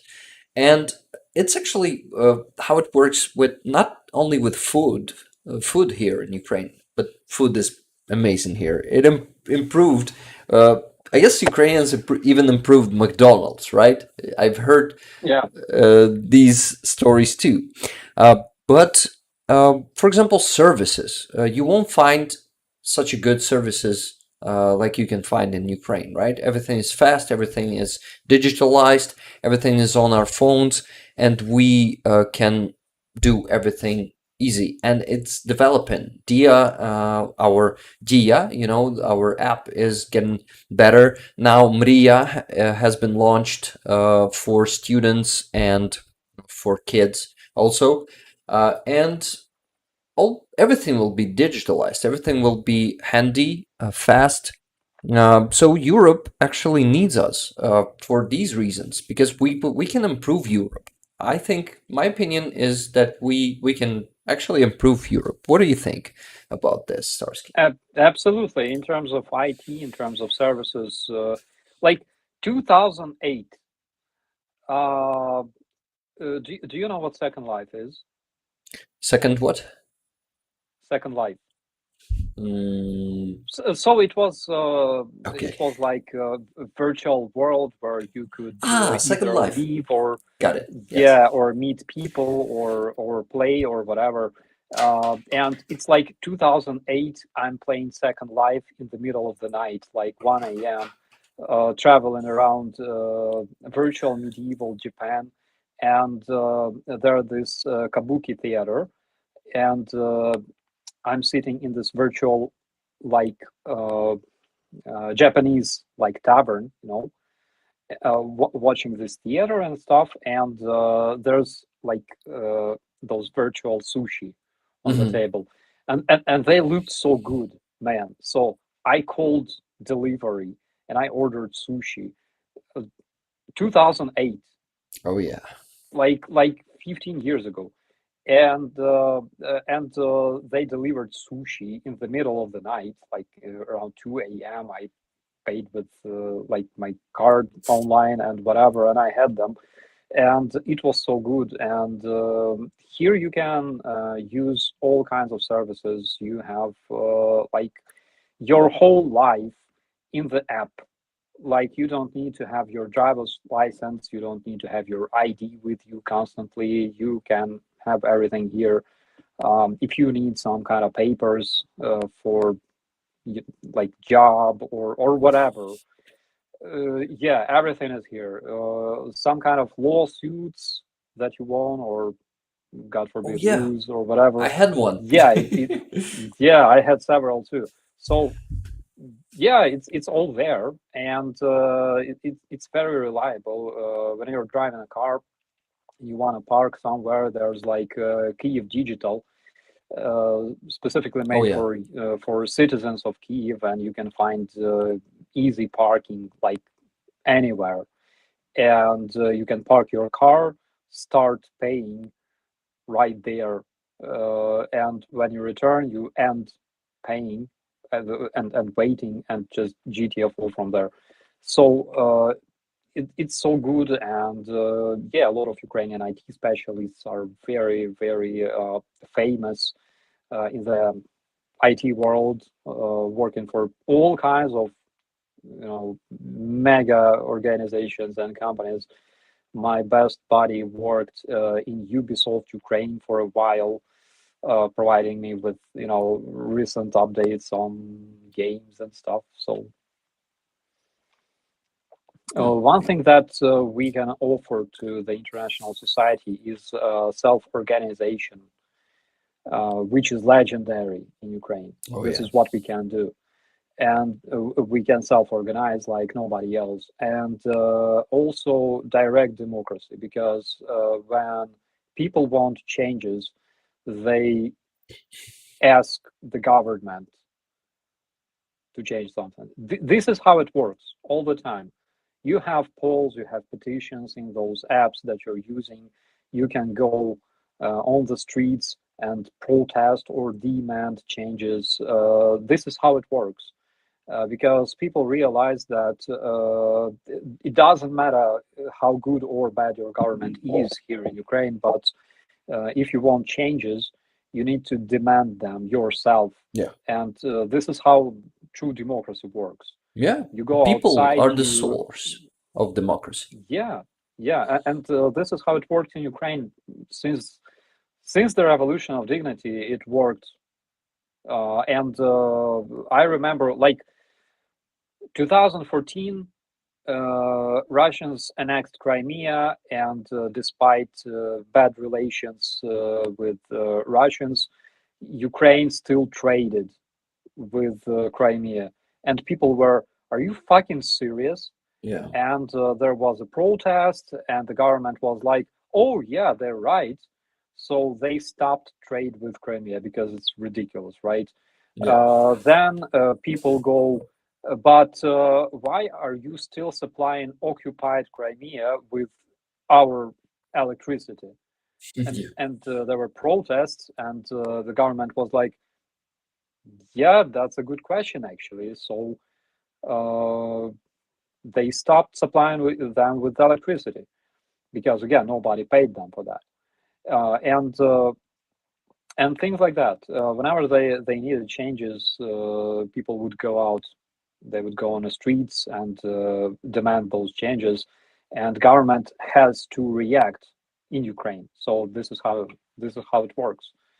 And Um, it's gonna be just improving after we win this war because the I guess the level of citizens' consciousness here in Ukraine growed a lot since the full-scale invasion. I can say, actually, by my example, I wasn't like a citizen of my country in full sense of this word, and now I realized so much, and I realized that I should speak up. I should be demanding those changes too. And I'm not alone. Hundreds of thousands of people, and I would say even millions of people realize the same. And they won't be just, keeping their mouths shut and being silent like Russians. They won't be, just coping with some atrocities that might come from some pro-Russian elements there in political forces, because unfortunately they're still there, some of them, and we'll need to fight them after uh, the war, because they will definitely try to play for Russia after. They will try to definitely try to, lean us from our course to Europe. And here in Ukrainian society, there's a huge work will still need to be done, and it is actually working right now. Even during the war, we are demanding some changes in our politics, and we are signing those petitions. The legendary petition to veto, that declaration hiding. Um, do you income, know what? incomes. Incomes, yes, of our politicians, of our deputies. They still are hiding the declaration, and European Union demands the same. So do us, Ukrainian citizens. And President Yeah. is still thinking, right? He still hasn't signed it, but still didn't veto it too, if I'm not mistaken. Yeah, I think yesterday he informed the country that this law will be changed, so their incomes will be made public like instantly, Awesome, because because I missed it. yeah, corrupted politicians, they want to make this a gradual process so they can, register their money and property on their wives and dads and Yeah, kids and stuff, And our president wants it to change. So all of their like income will be made public instantly. And that's why they have like a huge butthurt these days. yeah, But I think it's beautiful, and I think it's this is the way it's supposed to be. Like changes must be done fast and without any compromise. yes. No, Definitely. And that's how it's done in Ukraine, guys. So we have some assholes. They're in power, but they eventually got punished for their crimes. Their incomes will be displayed to everyone, and justice works here in Ukraine. Of course, there's still a lot to work on, definitely, but that's how democracy works. It's a process. It's not just a uh, path from point A to point B. We will always have some work, but we will always improve it. And yeah, Starsky, we had a lot of questions there from viewers, of course, and the first of them is how's the beer in Ukraine? Can you recommend something? Oh my god. Obolon is legendary beer made in Kiev. We Yeah. have a whole district called Obolon in Kiev. It's a legendary beer. There are all kinds of beer like light, lager, black, whatever. Mhm. And I love things like Stella Artois personally, even though I didn't have beer for several years already. But when I'm allowed to drink beer, when I allow myself to drink beer, I think it will be like Stella Artois, maybe Lvivska. I was a big fan of Lvivska back in my Yeah, days when I was a Lvivsk is not student. bad. Yeah, I would 17, agree. 15, yeah. Yeah, and actually, uh, Bilanich is Lvivsky, or is it Chernihivsky? Yeah, yeah, yeah, it's Lvivska. It's Lvivsky, yeah. So pretty good beer here. And guys, besides of these famous beers, we have a lot of craft breweries Oh, here yeah. in Ukraine, and it's a thing here in S Ukraine. Steam beer, Hmm. Парове пиво. I actually don't know about this one. Can you tell us more about this? Yeah, it's so there's like a small factory, I believe, in Podil, producing beer using steam technologies. It's like a steampunk, man. And in 2010 or 2011, I worked at a communication strategy agency, and we kind of did communications for them. And well, I wasn't much into beers, but I decided to taste it, and it was so good. So this one is something that you gotta try if you can. Awesome. I will definitely check it out and try it. Thank you, Starsky. Nice question coming from CDY. I just pronounced first three letters of that name because it's very long and complicated. But CDY asks, what are your thoughts on the new defense minister? Starsky, what do you think? Do you have thoughts?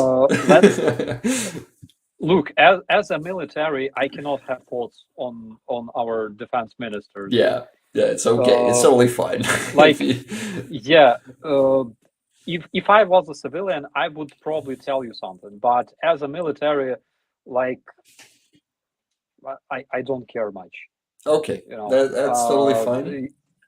yeah, here in the military, we cannot like analyze our commanders or our like chiefs or whatever uh, because only civilians can do that. Okay, Yeah, here in doesn't the like matter. in the yeah, army is a different world. You have this vertical chain of Structure, command. yeah. You have this vertical structure, and like if your commander does something bad, for example, only higher commander can tell if he did something bad. It's Yeah. not your responsibility. So it's a completely different world. Well, we'll see. Like all the changes that are being done in the army, I believe they only bring positive, and they will bring good results. The previous minister, since he's not minister anymore, I can say that he did a lot of good things.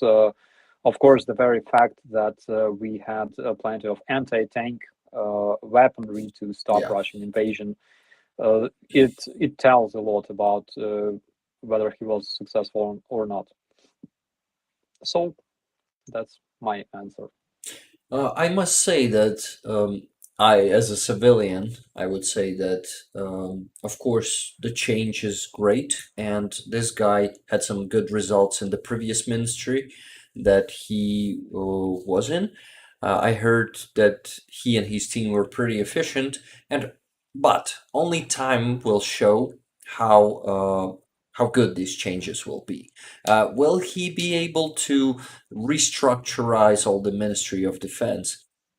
Any no one could say that, because some huge, like, deep changes needed, definitely there, but it still works, and you know we gotta see. We just wait and see for a year, let's say, and if he doesn't do anything in a year, well, then probably he's not doing such a great job in this ministry, because of course you can put the good leader, but he also need to build up a team inside that ministry.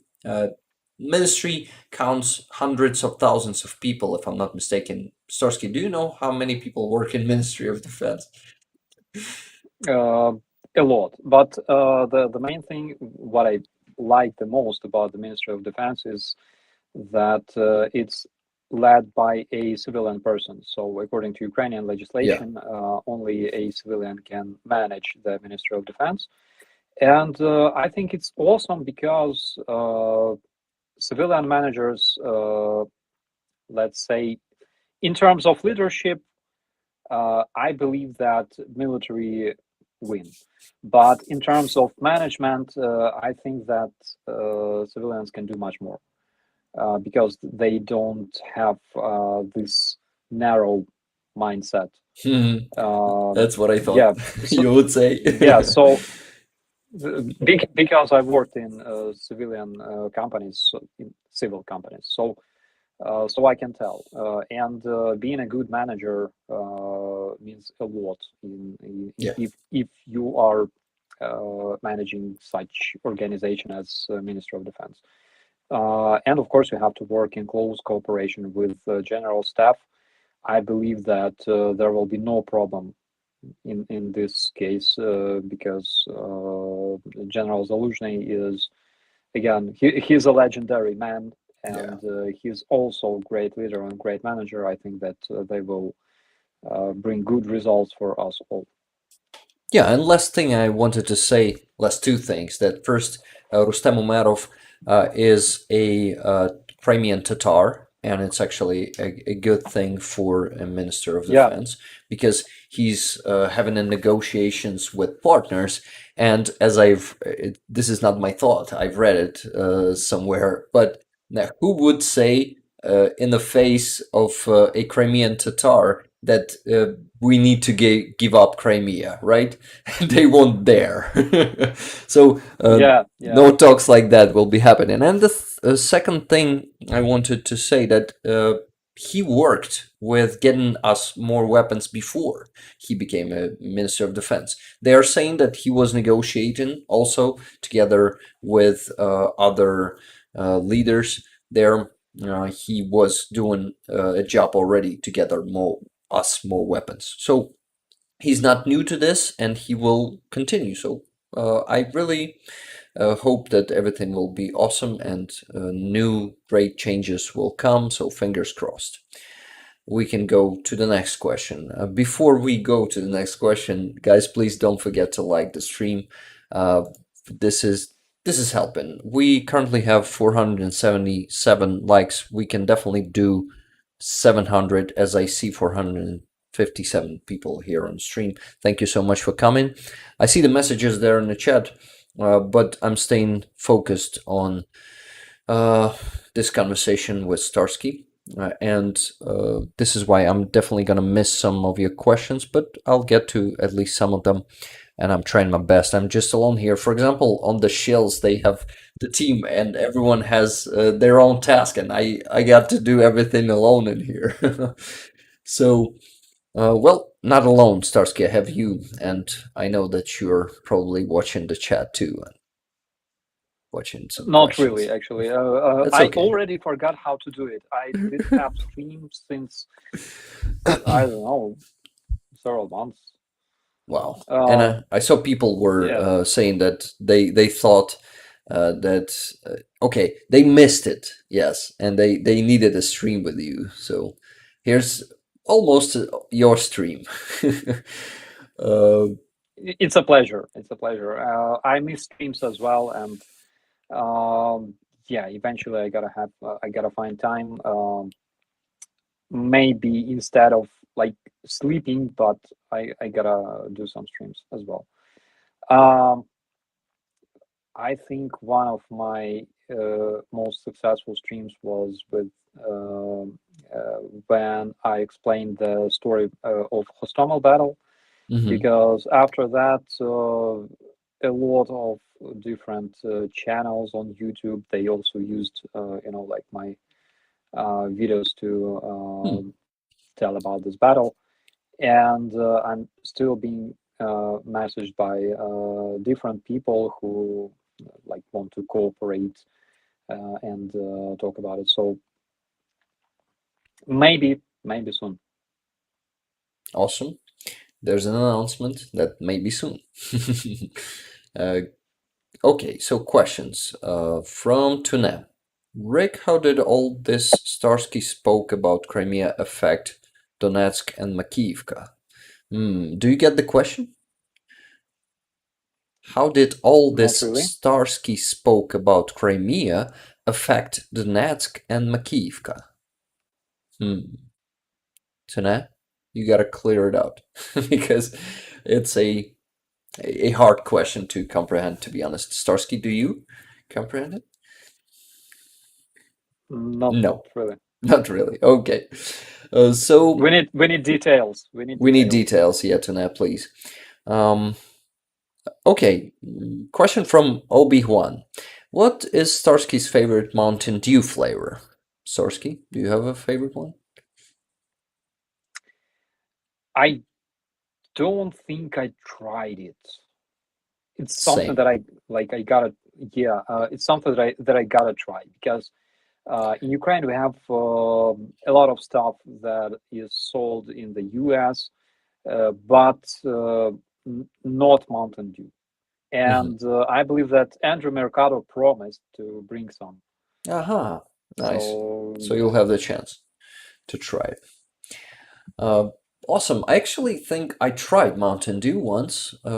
It was in Turkey, if I'm not mistaken, but I haven't tried different flavors. It was just a standard Mountain Dew that tastes like Sprite, I think. I'm not sure. yeah, actually, I made a lot of discoveries regarding the cuisine in the U.S. and everything related this year because uh, I tried. My God, I tried nachos for the first time. Did you try nachos? Mm-hmm. Fried nachos? No. Oh, yeah, they do. They fried, I guess. Yeah, it's like chips with meat with guacamole and things like that. No, yeah, actually, I know nachos being dipped into guacamole, but I never saw or heard with of it being with meat, and it's cool. I would definitely taste that. Yeah, so it's awesome. And yeah, we have also different tastes of like Dr. Pepper. For years we only had one, like classic one, but now I think we have like other tastes, and I prefer classic though. Um, so hopefully we will have more of that in Ukraine. Yeah, so Tunea specified there. I see your talk about the electricity to Crimea. That's what she meant. That electricity of about Crimea, no, to Crimea affected Donetsk and Luhansk. Yeah, what about electricity to Donetsk and Luhansk? Do you know something about it? I don't know about it. As far as I remember, it was also cut, but I may be wrong. because I believe that Russians connected Donetsk to their own electric grid in something like 2015 or 2016. Yeah, I actually don't know anything about it, but I assume so. They definitely connected Donetsk and Luhansk to their fuel supplies, which was one of the greatest things in those republics. One of the arguments people were always given for why do you live here? Why do you like to live here? Cheap gas and cheap oil. That's what we need. And oh my Yeah. god, always like that. Cheap prices for some shitty products. That's what people are thinking about, but not all of them. Definitely. Yeah, and I'm trying to find one picture here, for example. Is that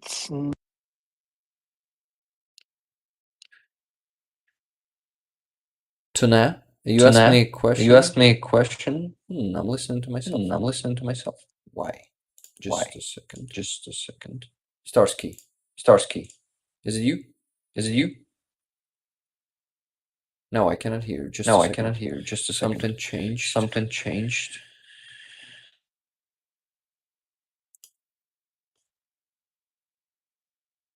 Hmm.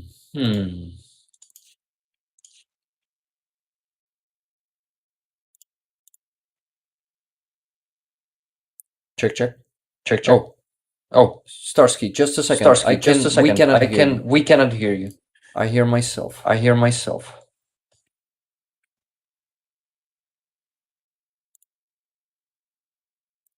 Shit. Something Is broken now. is broken now. Can I hear myself? Can I hear myself? Can I hear you? Can I hear you? I'm trying to figure it out. Just a I'm trying to second. figure it out. Just a second.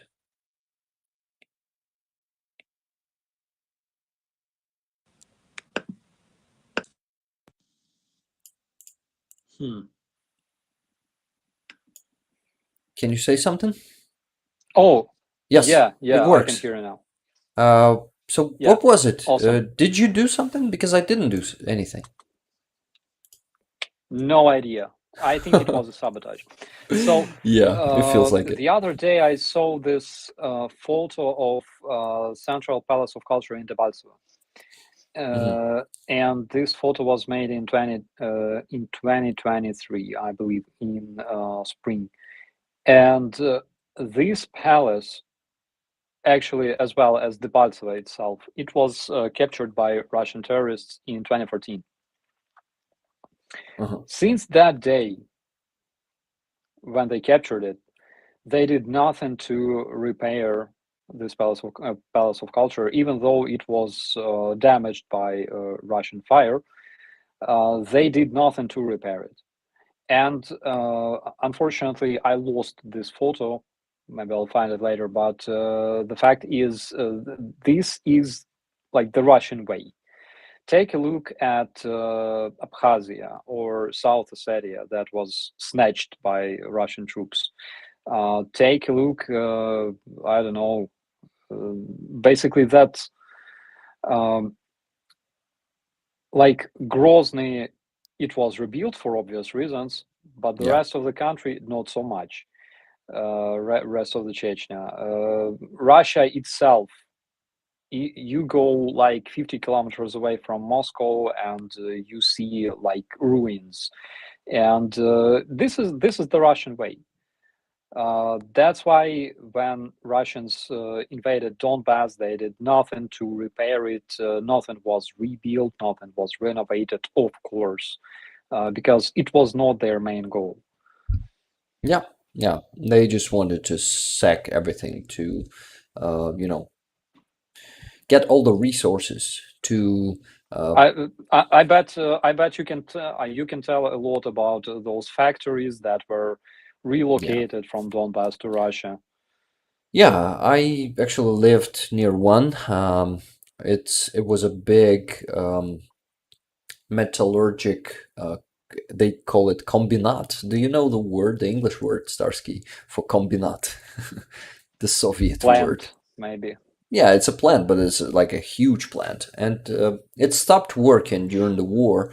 And they were just, I didn't see it for myself with my own eyes, how they were transporting the stuff from the plant, of course, but it never worked again. Those pipes never started working again, and Russians never planned to do it. I heard how mines were, flooded, how they just stopped mining. My friend actually worked in one of those mines, and he should find the work. He was a miner, and he was forced to find a new mine to work at because they closed two of them, I guess. Two of the mines that he worked at. It was not really. Uh, it was, yeah, how could it look at least a bit good? It was awful what they were doing. So now my moderators are sending questions to stream questions section on Discord. I'm trying to ask some of them, and unfortunately, guys, I don't have enough time to ask all of them, but I'm reading them. Let me ask some of them. Let me start from the beginning, so it would be fair. These are just for me. I just want to find those who are for you, Starsky, also. Neil, Saturday. Hi, Rick. Looking forward to you and Starsky on Good Morning Kiev. Maximum respect, brother. Slava Ukraini. This is not actually a question, but yeah, I'm looking forward to that too. Next one. Yeah, absolutely. I missed this show. Yeah. Yeah, awesome show. Would love to be there too. Alexis Kiri asked, "Are the Abrams there yet?" Starsky, are they're there yet? I believe they will be delivered this month. From according to the reports of the general staff, we expect them very soon. Mm-hmm. Yeah. Because training has ended, right? This is why they must be here soon, definitely. Back to the bone. Rick and Starsky, what is the first thing you want to do after the war? Starsky, you first. I want to go with you to like some friggin' pub and get wasted. Because, like, guys, I honestly had zero alcohol since maybe 2021, maybe like earlier. Like in 2021, I didn't really want it. In 2022 and 23, I cannot really have it. So, you know. And by the way, Rick doesn't drink at all. Yeah, I don't, as well as myself. But when the victory comes, yeah. Definitely. Oh my God. Definitely, I would do that. But after that, I would go to Crimea, even if it's gonna be mined, even if it's gonna be still dangerous there. Some challenges are waiting for us, but I will go there. I will definitely go there. Starsky, if you will be able and willing to go there, let's go there together too. Just like Absolutely. in the pub. I have a flag. My friends from Crimea, Crimean Tatars, actually sent me the flag of Crimean Tatars, and I promised that I will bring it back to Crimea. So that's something that we should do. Amazing promise. Yeah, let's do that. And then it's not the first thing, right? I'm saying three things already, but I want to travel somewhere because I love to travel. Of course, I can still travel in Ukraine, but definitely want to visit more countries because I visited in my life. I didn't visit many countries. Like I was in Lithuania, I was in Poland, and I was in Turkey. Only three countries besides Ukraine. So there's still a lot to discover, still many places to visit, But victory first, definitely. I actually don't want to go anywhere before that. So yeah, there are the plans. Thank you for answering the I'm question. sure I'm sure that your viewers will be happy to see you in the first place, Yeah. and they will be also happy to show you around because I'm sure that locals know some good places. Oh yeah, Yeah, would so be awesome. it's something that you got to do definitely. Looking forward to that. Okay, more questions from Connie. Hi, Operator Starsky. I saw Russia 72nd Brigade on a video weeks ago saying only 5 of them were left and they were out of ammo. They're still there, but another brigade behind them. Were they lying? Starsky, what do you think? 72nd Brigade was destroyed several times already. I know that they had. How do you call it in English? It's they were replenished several times. We're talking about people. Like rebuild, And right? yeah, Replenished. доукомплектовані. Yes. And they had this process several times already. So yes, it's basically true. So they're weak. They lack ammo. They lack motivation, which is most important. But they are reinforced by other brigades. There is Russian airborne brigade, not single brigade, though there are several of them.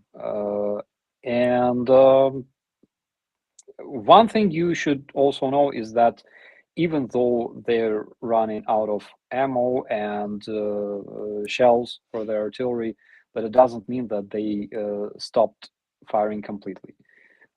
Yeah. They keep doing that. They keep producing drones. They keep planting mines and creating minefields and improving their defense lines. There are units in Russian army.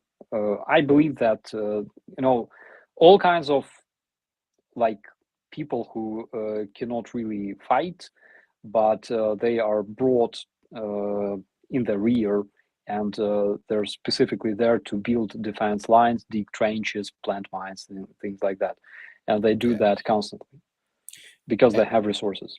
Yes, and while we speak, and while our forces advance in there on the east, east south, on the south, and on the east too, because Klishivka is also almost fully taken back. It is almost fully liberated. So while we're doing that, while we're advancing, they are fortifying next lines of defense. Deep State proves that they are saying that geolocations and some yeah, some proofs for that were uh, they have some proofs for that. So more challenges are waiting because Russians are not just sitting there without fortifying. This is why more weapons to Ukraine, more good weapons like you know like those winged rockets, like a square rocket, for example, the Taurus one. So, Scholz, stop blocking it, please. Give us Taurus, because some Germans were saying this week that he is the like the leader in blocking that. Have you heard that news? Yeah, heard it. Yeah, I think uh, international leaders like Mr. Scholz, they must also understand that Russia is not a partner. You cannot reason with them. Yeah. You have to freaking defeat and isolate them and make sure they will never attack anybody ever again. Uh, the biggest problem is that our partners are saying that they will keep supporting Ukraine for as long as needed. Mm-hmm. but they don't say that they will support Ukraine enough to win. For the victory. Because for the victory, because it's crucial. You cannot just supply Ukraine with weapons for 10 years, giving us like 10 tanks, 12 tanks, because eventually, people will end, people will finish. We will run out of men, and there will be nobody to fight. Unfortunately, Russia has 4 or 5 times more the population of Ukraine, and they have resources, and they have vehicles, and Ukraine needs to win this war. Ukraine is not supposed to fight it forever. We need to win it as soon as possible if we want to make sure that terrorist federation will never attack any sovereign country in the world. Yes, no, you're totally right. Golden words. Thank you. That's what I keep repeating here on my streams too. Starsky, we think alike. Of course, we think alike. We do this job together. So, more questions. Do you believe Budanov's prediction that the war will end soon? Asks level 70. What do you think, Starsky? I want to believe. I want to believe that war ends tomorrow, because it can, theoretically. But realistically, it can last for years. So I don't really know how to comment on this, because war is a very unpredictable thing, and anything can happen even tomorrow. Yeah. Same. It only took several weeks for Prigozhin to get toasted after his uprising, mutiny, right? Mutiny. So things can change tomorrow, and we have to be prepared for that. But things can, this war can last for another year, and we have to be prepared for that either. There will be very, very hard winter for Ukrainians this year, because we were not able to restore our infrastructure completely after Russian attacks during previous winter. And probably a lot of people will be stuck in Ukraine without heating, without water. And we know that Russians deployed 46 or 47 Iskander systems along the border targeting Ukrainian infrastructure, which means that they will keep striking Ukrainian infrastructure this winter. And basically, this will be a very, very hard period for us. So we will see. A lot of things can change in the very short period of time. Yeah. Actually, in October, as they begin their massive attacks again, just like the last year, they began in October. It was 10th of October, if I'm not mistaken. Hard to forget the date. But yes, this was a hard winter, and this one is promising to be at least the same, like that hard. Okay, so next question. I think we're done with this topic, right, Starsky? What do you think? Or you have something to add? Yeah, I guess so. So, next question from RF from USA. Will you or Starsky attend John Sweeney's Vladimir Putin do fuck off event? Starsky, were you invited? I think it's a must. It's a must? Okay. Yeah. I think I still don't know about myself. But yeah, would be happy to see you there, and to you will probably be making some videos too, right? From there. Yeah, absolutely. We'll see. And of course, when people unite to say to Vladimir Putin for him to fuck off. It's just amazing. Yeah. Okay. One of the reasons why Putin hates Ukrainians so much is because he will be forever remembered as Huilo since 2014, when Ukrainian football fans gave him this nickname. La, la, la, la, And la, la, la. yeah, he went down in history as Huilo, as a fucking dickhead, and he will be remembered like that forever. Yeah. That's one of the reasons why he hates us. But on the other hand, we have reason to hate him. He is the reason that everyone hates him. His actions, he totally deserved it. He is Yeah. committing genocide. Not only him, of course, all Russia is currently doing that. But he's the leader of this. He is the representative of them, of this genocidal politics. This is why he needs to fuck off, and he needs to be put to justice. Of course, if he won't be killed by Russians before that. I guess the probability of that is higher than he's been brought to justice. What do you think? Yeah, it could be. Could be not by like common people, maybe by some elites, because analyzing all the revolutions that happened in Russia, of course, they happened with uprising masses on the background, but still they were propelled by Russian elites, by Russian top management, always. Yeah, definitely, always. Guys, thank you so much for the likes. Can we please do 650? It's 557 at the moment. 58, thank you. Don't forget to like. This helps. And of course, subscribe if you haven't yet. If you don't know Starsky for some reason, and you still haven't subscribed to his channel yet, please do that. Starsky, you're a legend. I want to thank you for all the work that you're doing and you have done since actually since 2014. You were known here in Ukraine also as a blogger, right? You were here since the very beginning in the media space. Were you? Kind of.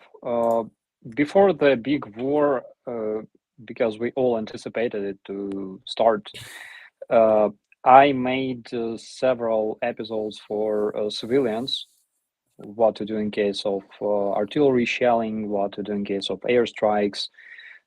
Then I made also several episodes for our territorial defense, just basics, Yeah. what to do with your weapons, how to carry them, how to aim, and just primitive basics. Got it. Yeah, but I would say that I'm pretty much unknown in Ukraine. Even though I was invited here and there sometimes, but I'm pretty much unknown in Ukraine. It's like the other day I joined Anna's stream, Anna from Ukraine, and she was there with Alexander, and she's like, "Oh, Operator Starsky is in the chat," and Alexander is like, "Who is Operator Starsky?" And I'm like, "That's what I'm talking about. People in Ukraine don't know me because we have those two bubbles, like international bubble and internal bubble, and usually they do not intersect." Yeah, and in Sternenko's case, they already intercepted because he's well known in Twitter already, and people listen. People from the West are already subscribing to his channel and reading his subs. I think he's doing a great job. I was actually watching the Antipodes interview with you, Starsky. They actually used another nickname for you there.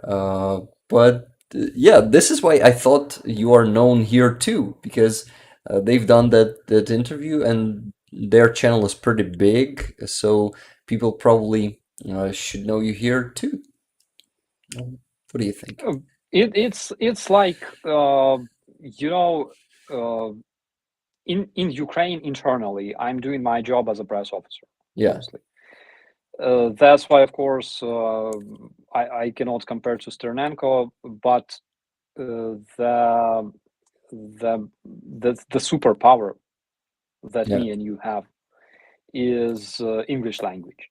yeah, Because because this is so important. Oh my God. Being able to communicate with the whole world, it's probably one of the biggest superpowers that somebody can have. yeah. You're actually right, and I'm proud to represent my country and being actually viewed and listened to. Thank you guys for your trust and support, and I'm actually really proud to have this co-stream with Starsky because you, Starsky, did a great job for this year and a half. And going back to that anti-poets interview, it was done in the beginning of Full Scale Invasion, somewhere in April, if I'm not mistaken. You know what I'm talking about, what interview I'm talking about, right?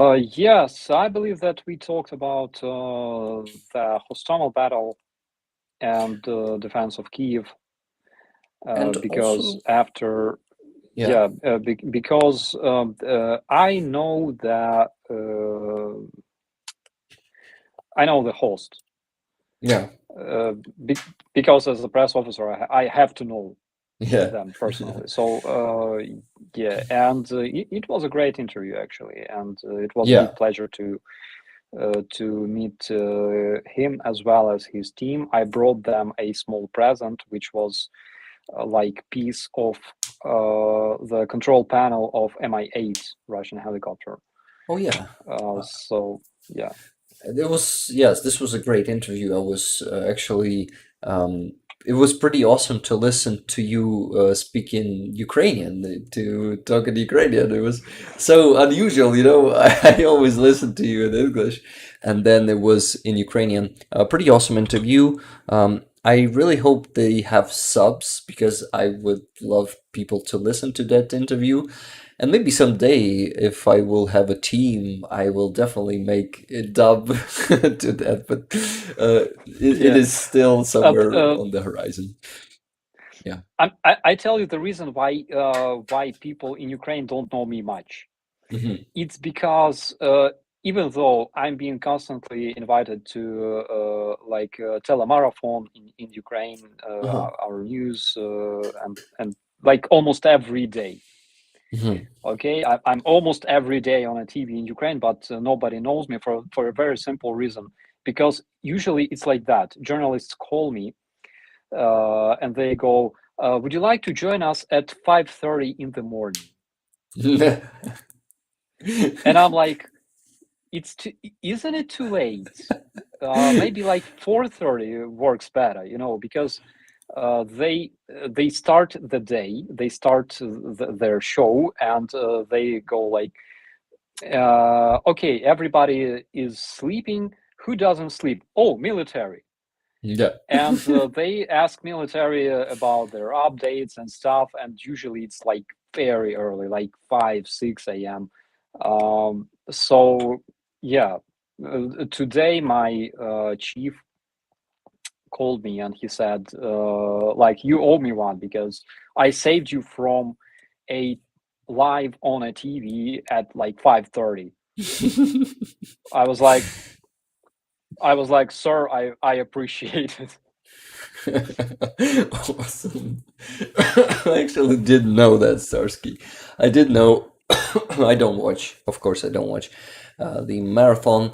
And at 5:30, of course, I sleep at that time. But I didn't know that you have to go through this. Pretty awesome details. Have you been telling it to someone on your streams or on the shields, or do we hear it for the first time? Probably I did. I You don't did. remember actually, but that's the truth. Yeah, that's cool. And one of my chiefs in my brigade, he goes like, "Dude, what are you doing?" we haven't seen you for like several days. I had like 4 interviews on a TV in the morning, and I sent them like screenshots, and he's like, "Oh yeah, like for real? That's Okay. weird." Like everyone is sleeping at 5 a.m. except me.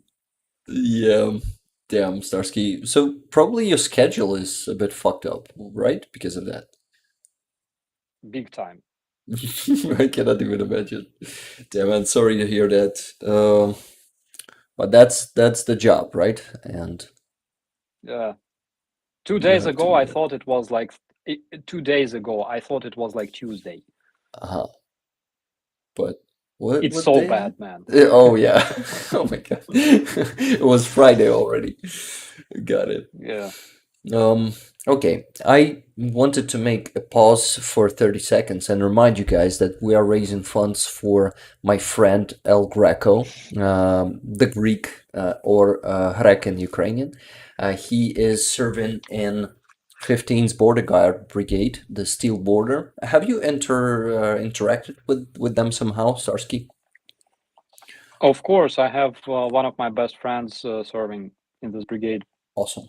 Actually, because we are all part of Ministry of Interior, I have friends in almost all of those brigades, including the Fury, my former battalion, the Special Force Police Battalion, where I served in 2015, Mm-hmm. joined the brigade, and all of my friends are there currently. Awesome. And So, other brigades of the National Guard, those that were formed within the so-called assault guard of Ukraine, they're all yeah. there, and I know a lot of people from those brigades. So yeah, my friend El Greco and his unit are in the need of car because for at the moment they have 5 times less car that they need, that they actually need.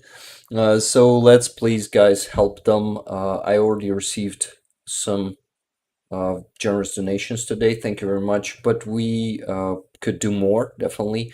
We usually do a bit more. So let's please, uh, guys, remember that there are no small donations. If you're willing to send just $1 or two, it will make a difference.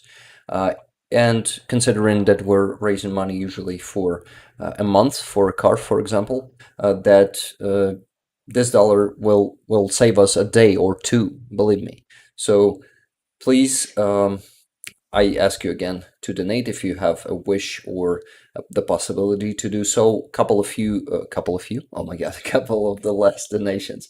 I need to mention Katie S sent $25. Thank you very much, Katie, and Mark sent $20. Thank you guys. Also, I thank you for all the gifted memberships that I'm not mentioning, but I see all of them and I'm very grateful for them, guys.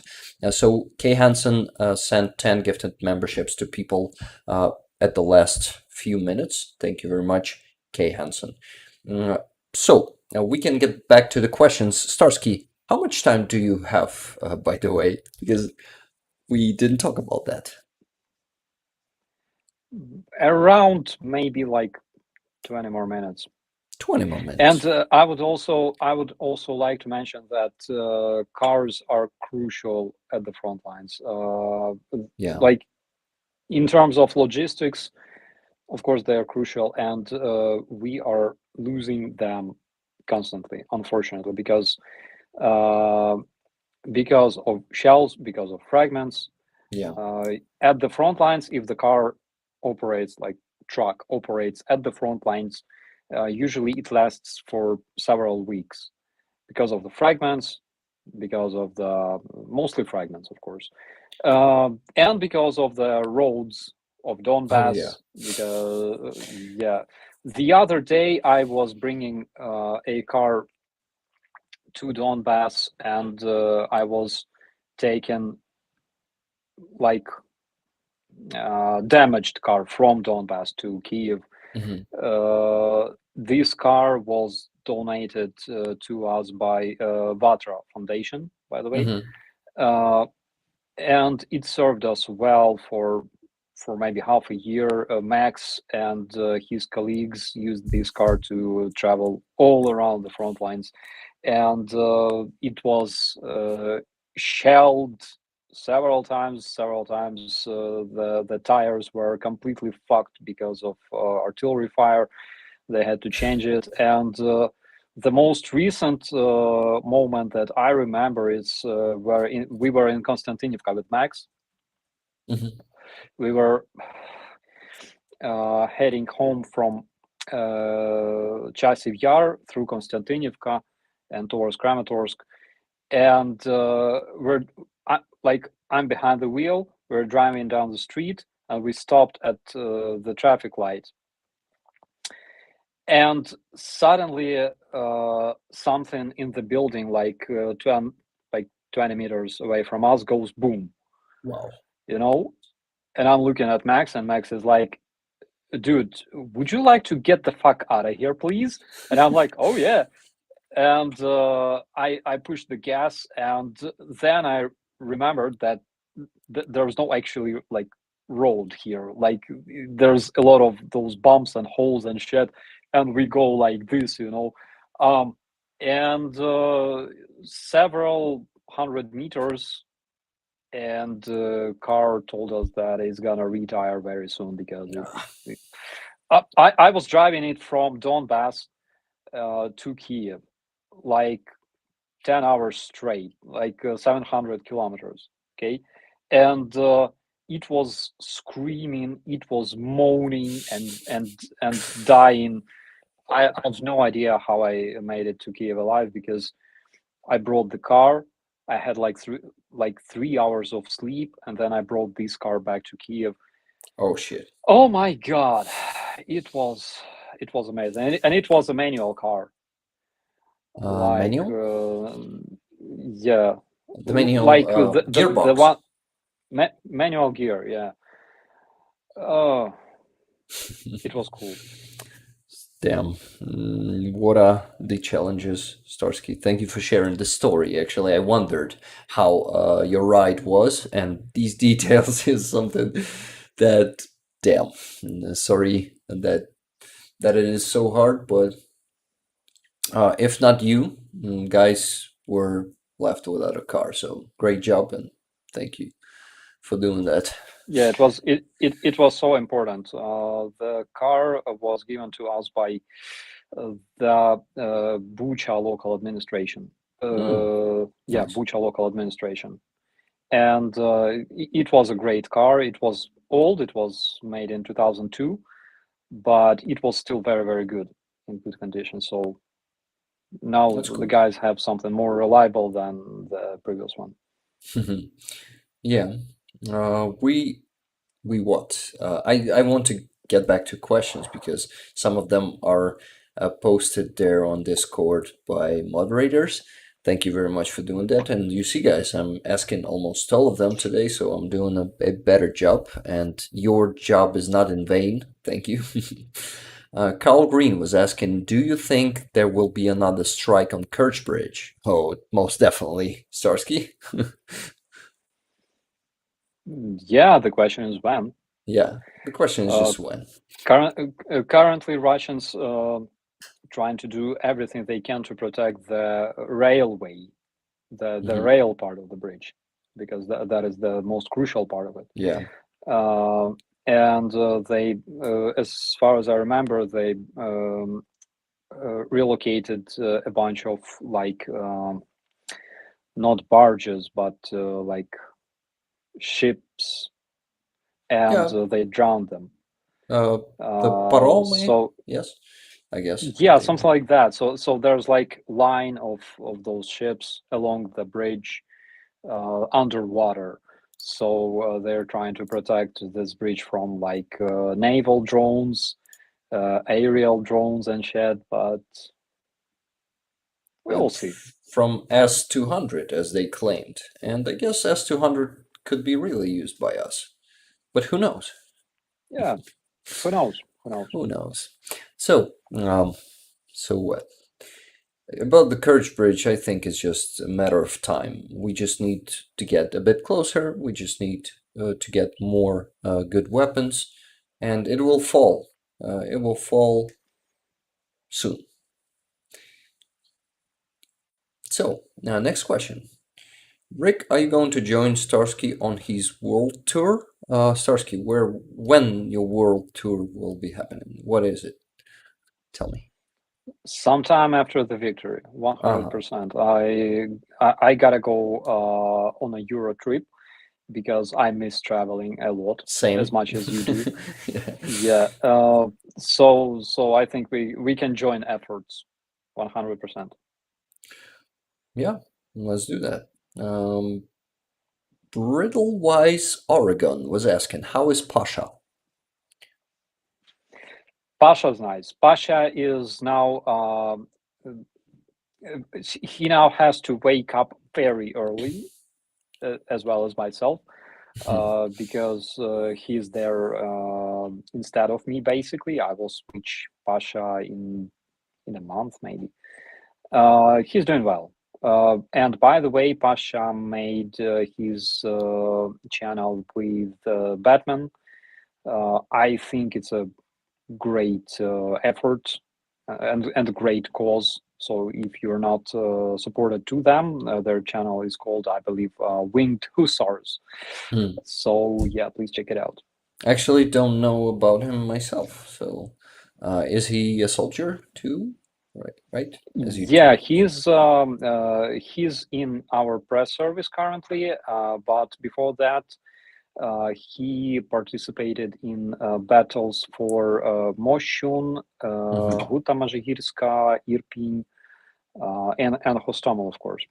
Basically, when this attack on Hostomel happened, Pasha was there with us. Mm-hmm. Wow. And I hope I'm not offending any officer when I'm asking, is he also a soldier? Starsky, am I?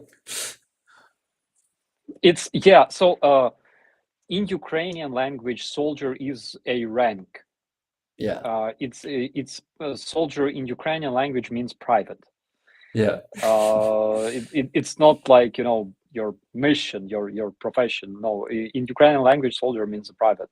So sometimes it gets confusing, but it's not like we are trying to, you know,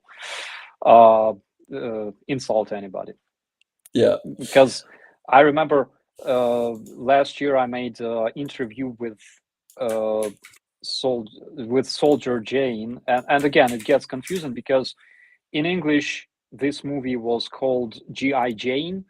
In Ukraine it was called Soldier Jane, and because of that I said that she's not the one that I interviewed, the girl from my brigade.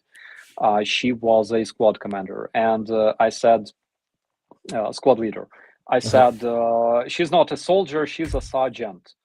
And people were very much insulted by that.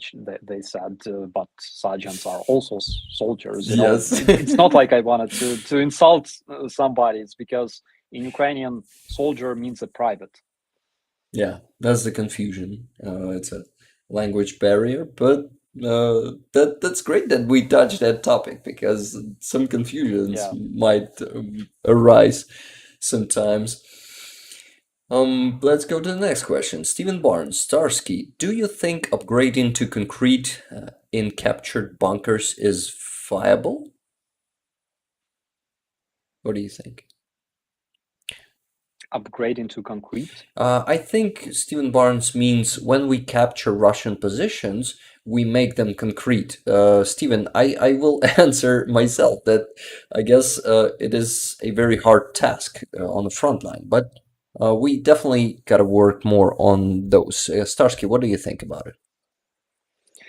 I know that Russians were doing that even before the full-scale invasion. For example, we operated in area of Svitlodarsk.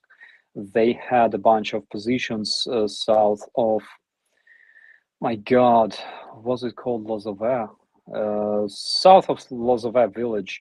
and they had like plenty of positions with reinforced with concrete.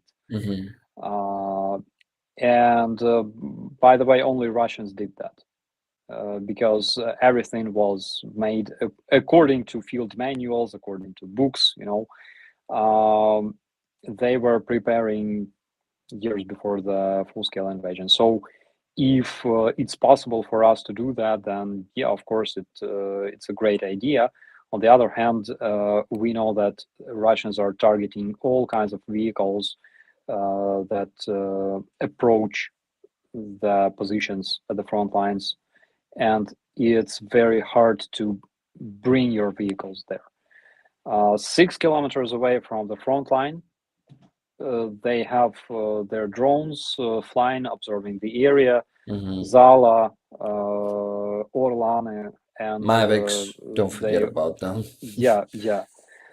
Not that far, but for example, Orlans and Zalas, they can operate on tactical/operational level, which means that they can fly pretty deep into our territory, and they often work together with, like in swarm, with Lancets.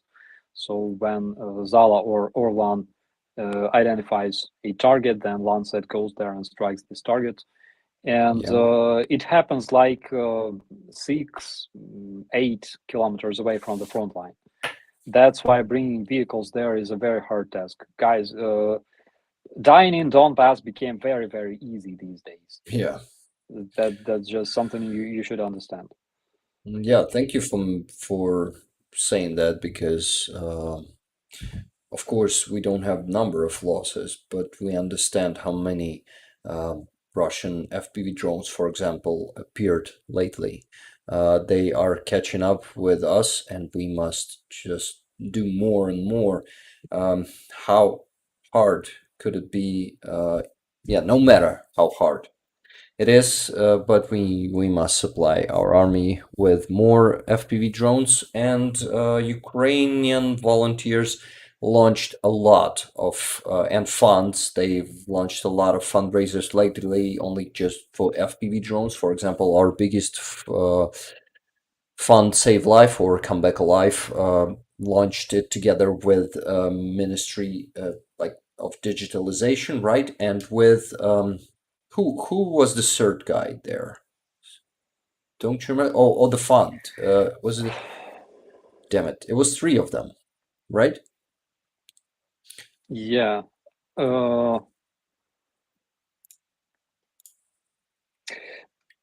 Pritula worked with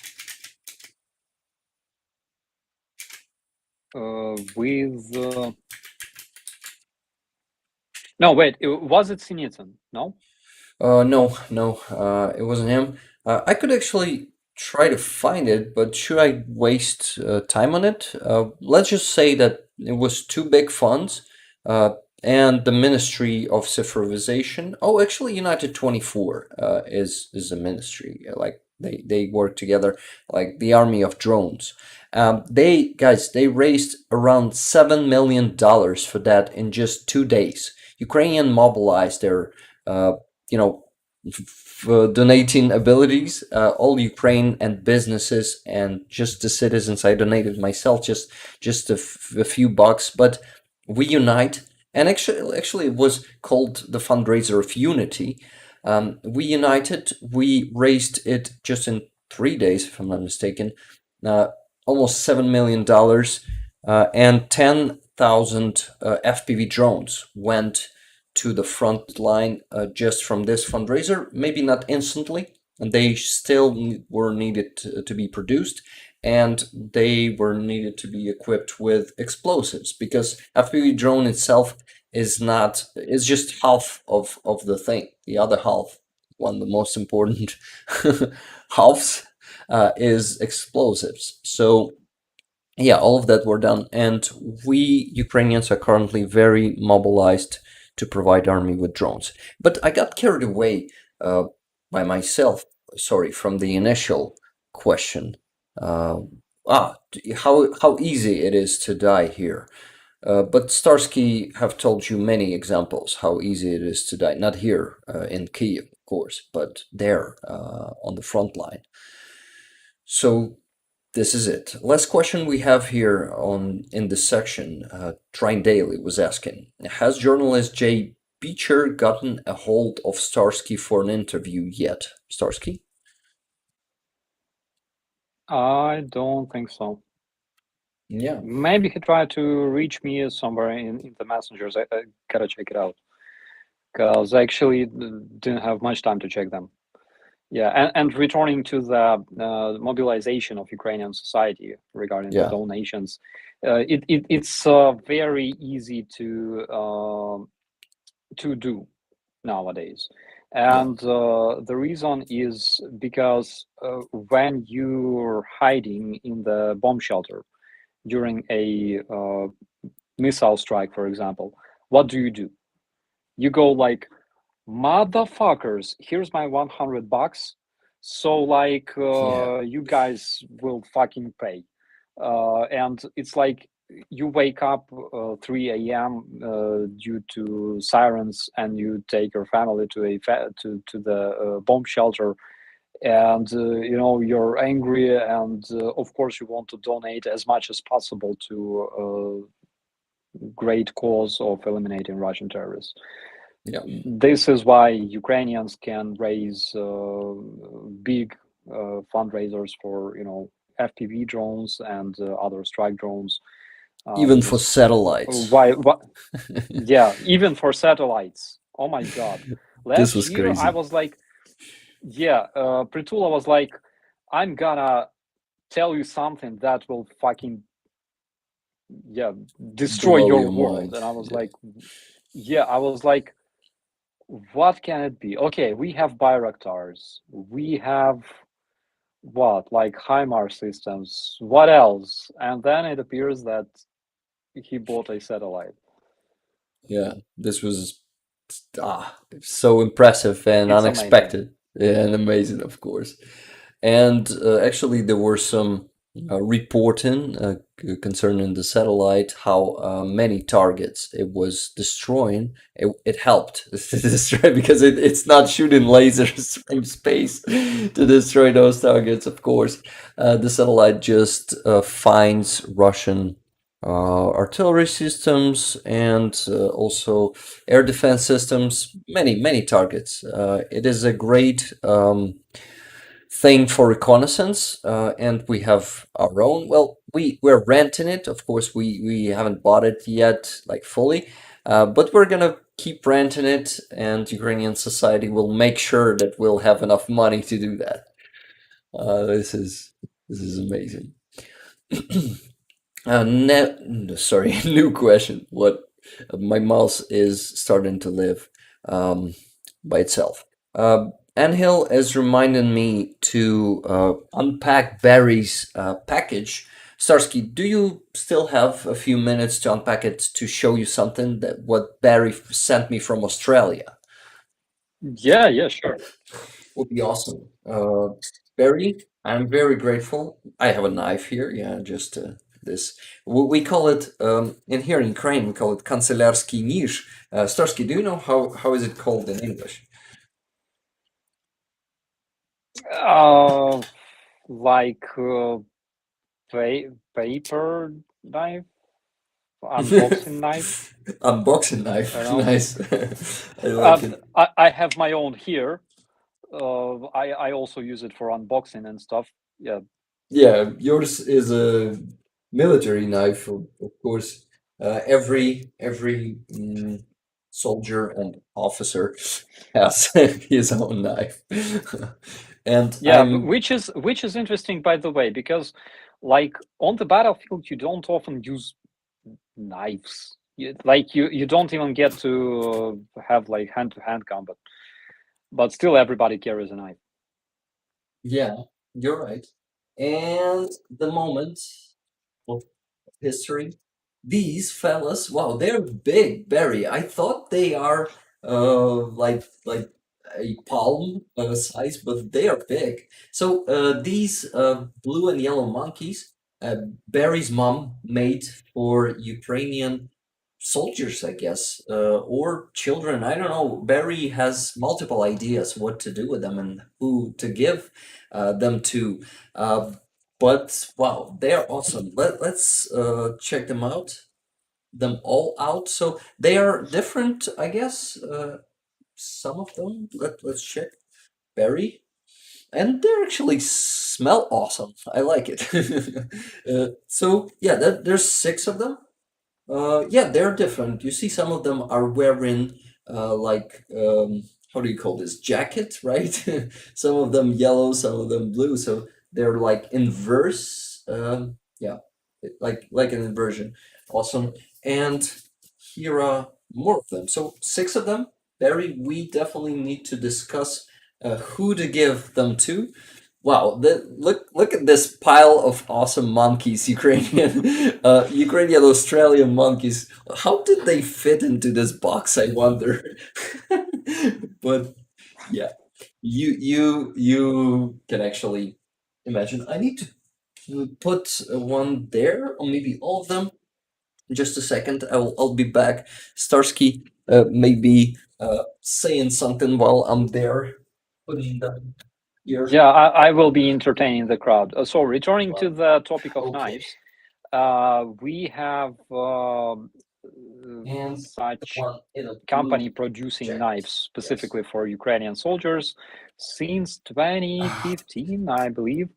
And they serve different purpose because at the front lines, like you need knife. You need knife to cut sausage. You need knife to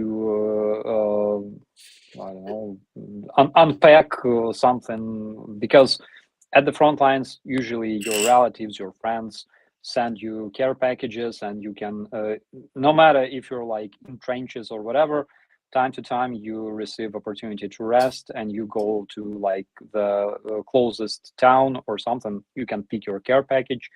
So knives are also useful, and like for some reason, all the soldiers have them. Like, you know, every Ukrainian sleeps and dreams about using this knife for, you know, like in hand-to-hand situation. I don't think it ever happened to anybody, but still, it's a good thing. Like, you should carry one. Yeah, great knife guide, right?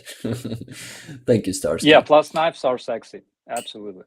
Oh yeah, yeah, and they are for the bad boys, right? For the bad, sexy boys. I wanted to thank Barry for this amazing gift. This will definitely make a day or a year for someone here in Ukraine. We will figure it out who to give them, who to make happy, and it's just amazing that it's actually first package, I guess. If I'm not mistaken, sorry guys if I'm mistaken, but I guess I'm not. Yeah, it's the first package that I received from you guys, from viewers. Thank you, and it's not for me, it's for the people of Ukraine. And I will definitely make sure to get them to some good people, or some people who need the cheer and some warmth from great mom of Barry. Thank you. Starsky, do we have time for more questions, or you gotta go? What do you say? Yeah, if there are more questions, I will be happy to answer them, but I will also have to go in like several minutes. Yeah, because So, it's late here in Ukraine already. And it's been 3 hours of streaming and 2 hours of us streaming together. Starsky, wow. Thank you for being for so long in here. yeah, by the way, it was cool. Yeah, it was cool. I liked our conversation, and always something interesting. Okay, maybe a question from me, because I see no more questions here. Yeah, of course, I missed some questions, but some of them I missed on purpose because, for example, talking about what happened in Odessa in 2014 will take too much time for now. What do you think, Starsky? Oh, we should not avoid this topic, and we should again tell people what happened, what actually happened there. Yeah, I made a video dedicated to this on my channel. Awesome. It's a short actually. It only takes 1 minute to watch. Awesome. In two words, Russians wanted to separate Odessa from the rest of Ukraine, like Donetsk and Luhansk, and Kharkiv, by the way, and Kherson. Yeah. They also had meeting there. And Zaporizhia. So they brought, Sorry. they brought weapons, and because they were supported by the corrupted local police, they started shooting at the protesters. Protesters had to fight back. Eventually, Russian separatists locked themselves in the building of trade labor unions and started preparing Molotov cocktails. One of them, obviously, because of smoking, reckless smoking in wrong places. One of them started burning, and they basically burned themselves. There are multiple videos showing pro-Ukrainian protesters trying to save them, those stupid motherfuckers. There's also plenty of videos showing those idiots bringing bottles and fuel and stuff to make Molotovs into the building. There's pictures of them sitting on the rooftop with Molotovs and things like that. There was also videos showing fire starting inside of the building. And if you check my short dedicated to the events in Odessa, you will see that. So that's in two words. Yeah, and actually just one picture, not picture, but footage where Ukrainian protesters and activists, they were Ukrainian people, yeah, of course, they burned Russian people in that, like the propaganda says, you remember. They brought, будівельні ліси, you know. What is the English term for it? There is some specific English word, but I don't remember it. Yeah, so they were trying to save those people. They were bringing some, let's call them ladders, right? Very tall ladders. They were trying to save people with those ladders. So yeah, that's the short answer to the question. Starsky, I will appreciate if you will send me the video, that shirts video for the people to see. I will Yeah, sure. put it into the description of the stream. I will do it so people can get there and watch that video. Thank you. Okay, what else did I miss there? I guess probably nothing. If I missed something, you will excuse me, guys. OZT, thank you very much for another 20 gifted memberships. When I was unpacking this box with these beautiful fellas, and 10 more gifted memberships came from Tracy Ocean. Fire, is it Fire? Starsky, thank you. I got the link. I will definitely put it there. Oh, Vatnik on the thumbnail. Nice. I like to see it. And Carol Piper also become a member. Okay, Starsky. I guess I should say my final words, then you say your final words, and then more of my final words. I just wanted to thank you for coming here today, for having this conversation with me. I feel it was pretty awesome, and I liked it a lot. Thank you, man. You're very we gotta do more. Yeah, we definitely got to do more. We'll do more when you'll have time. Anytime. You're welcome here. This community loves you, of course. Man,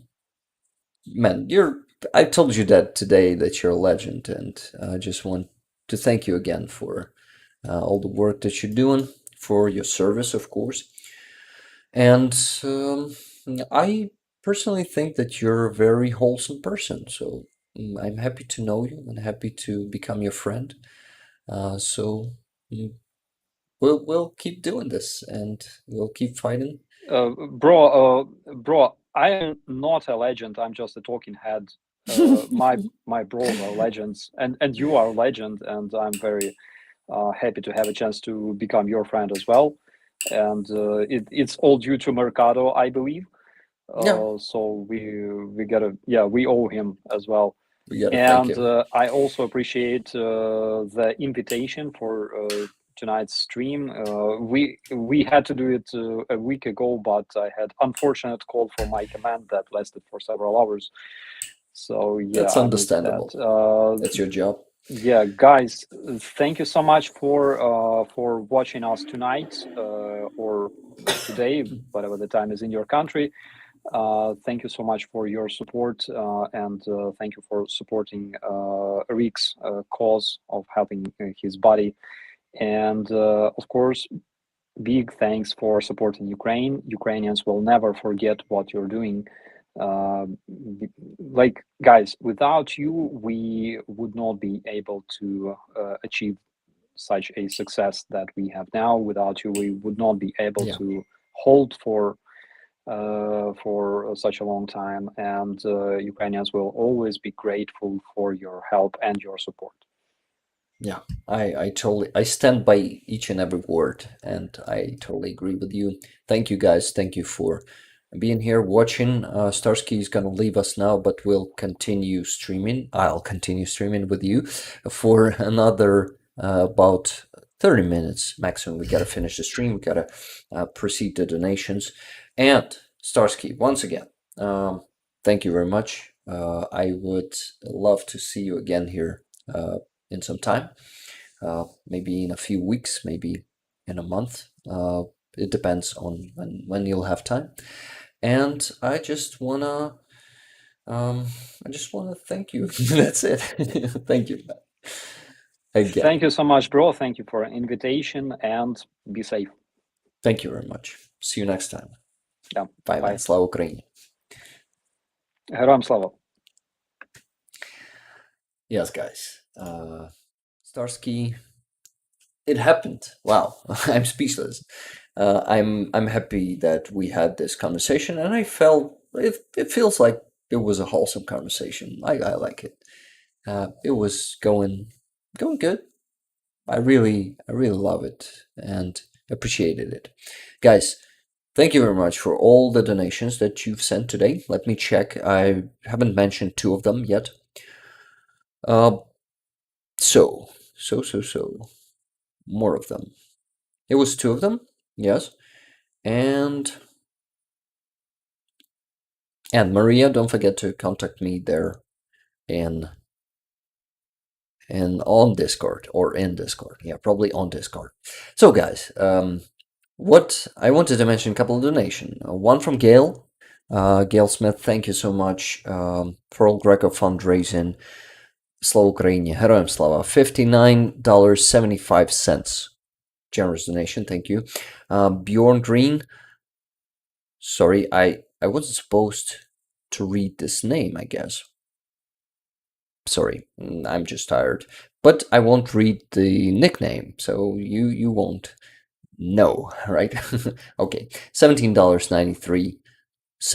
Thank you very much for the donation. It's for El Greco. Best wishes. Thank you, guys.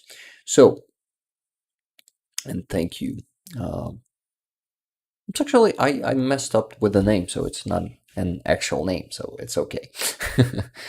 Great interview, Rick. Thank you very much, Caitlin R. Guys, I remind you that you still have a chance to donate and to make it exceed a goal a bit. So minus 100 from Maria, and we have $1,066.29. Goal is reached. 1,000 is kind of a goal that we usually overcome, that we exceed. So we usually have, at the last stream we had 1,449, if I'm not mistaken. I've been showing it to you. Hey, Davy Boy, thank you very much for 2 gifted memberships. And before that, someone was gifted many memberships. Yeah, I mentioned them. I see people are dropping off as we're finishing the stream, as Starsky dropped off. But yeah, this was the most interesting part, I am sure, but a very important part is the fundraiser, guys, because your support makes a difference, and you make a difference, and for the armed forces of Ukraine, not just like that. So if you're willing to send a last-minute donation, this will be very appreciated. I also wanted to mention the coffees. Yes, so someone bought 50 coffees. Thank you very much. Without any comment, someone else bought 5 coffees. Cat Fund, thank you very much. Kitty will appreciate that. Definitely, I will appreciate that. Kitty will appreciate the treatment. Definitely. Miriam sent 40 coffees. Перемога України. Yes, thank you very much. I guess this will go for the Kitty Fund too. And another. Yeah, actually, Russia is a terrorist state. Sent 25 coffees 2 times. 25 for Kitty and 25 for Halina. Thank you very much. Russia is a terrorist state. And great name, by the way. Very accurate. Guys, I need to go to for a bathroom break for a minute. Don't go anywhere. I'll be back soon. And I'm gonna give you the video. Set you the video with let's watch the Cubans. It's gonna be having Ukrainian subtitles, but yeah, I just wanted to show you this. Just give me a second. So Cuban soldiers have been actually working like mercenaries, yeah, for Russia. They've been fighting for Russia. 200 of them were doxxed by Ukrainian hackers. The community is called Cyber Resistance, and that community posted a video. And for Napalm, the amazing, hey, what am I doing here? Why did it come so big? Yeah, become, not come. So guys, for those of you who just came to the stream and missed the Starsky, you can watch it in recording. And I wanted to ask you to give the stream a like if you forgot to do it. Please do it. We have the impressive 678 likes. If you'll be able to do, like to make it no, 800 is too much probably, but 750 is manageable, right? We can do it right now. So shit, I really need to go to the bathroom. But guys, please like if you haven't yet. So more news. Yeah, I missed a lot of news today, but this one I want to show you. And yeah, so they hacked the Russian major. And here's the video. His name is Perevozchikov. Yeah, I probably should comment on this one, so I'm not going to the bathroom yet. So let's watch. I'm not gonna turn on the music. That was amazing Cuban music, but it has copyrights. This is why I'm gonna have to cut out this piece, and I don't want to do it. So this guy, they actually hacked him, and what did they found in his mail? He was actually mailing the official documents. It's his wife, and that's his face, another Russian war criminal, you see. So what did they found there? They found the translations of passports of Cuban citizens. Yeah, so you can see the translations into Russian in this video. Yeah, and for the translation, there was a civilian guy, Miyuzov Alexander Alexandrovich. He was involved. This is this Miyuzov guy. He knows French, Italian, Spanish, and something else. Yeah, English too. So as a result of this leak, they obtained the passports of citizens of Cuba who, just a second, I need to rewind it a bit, who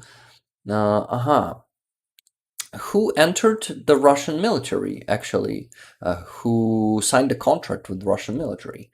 This intent was actually, what is the word? Okay. Yeah, okay, just a second. some documents were translated in Spanish. На участь ВСВО і на отримання грошової виплати військовослужбовців ВСВО.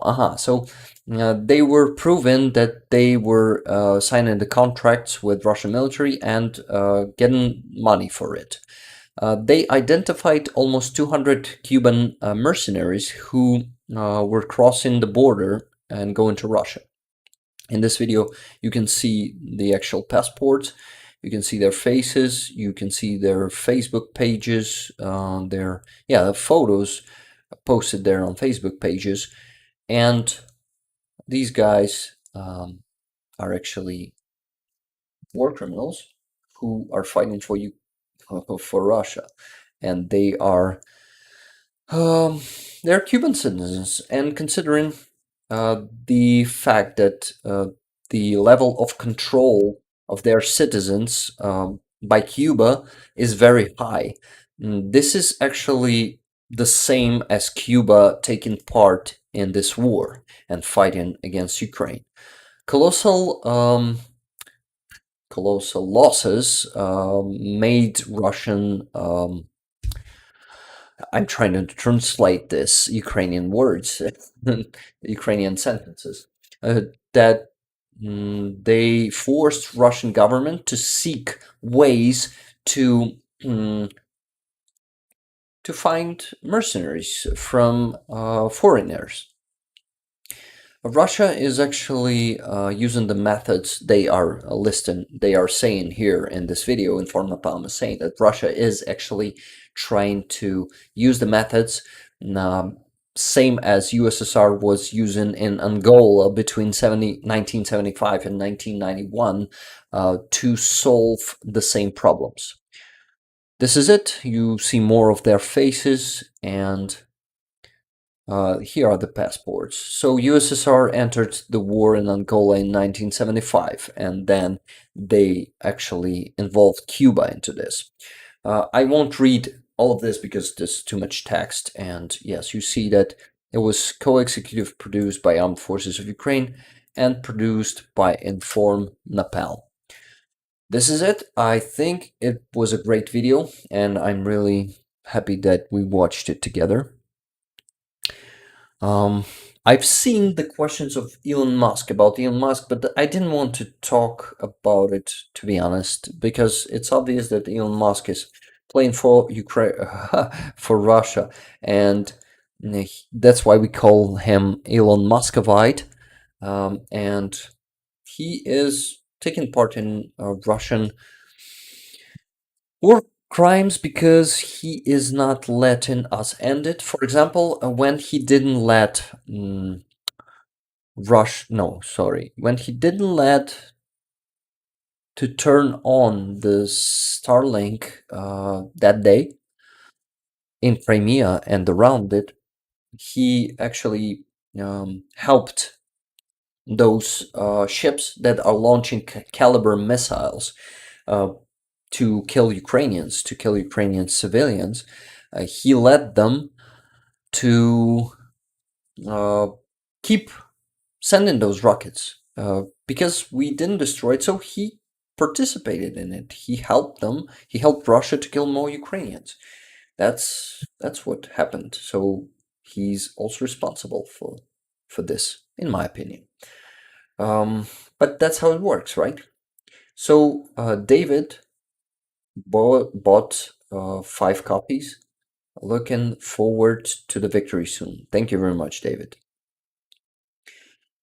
Okay, I definitely gotta go to the bathroom for a minute, guys. Let me see if I will be able to show you some video that could be shown while I'm not here. Yeah, so, this song, guys. The song that was dedicated to the Day of Military Intelligence of Ukraine. Let's listen to it. It's just amazing. So the sound is on, and there are words of Kirill Budanov, the head of military intelligence of Ukraine. Song is with his words. Listen to it and watch this great video while Буде військово. захищати свою батьківщину, служити на її благо.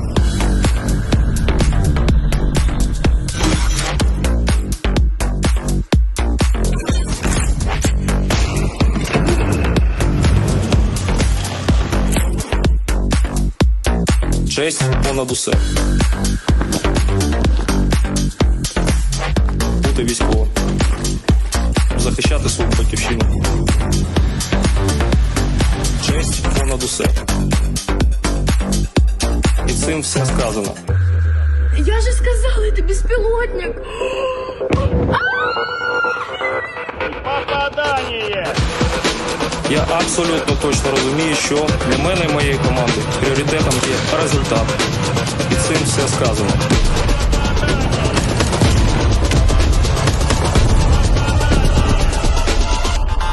Ми націлені на результат для майбутнього нашої держави.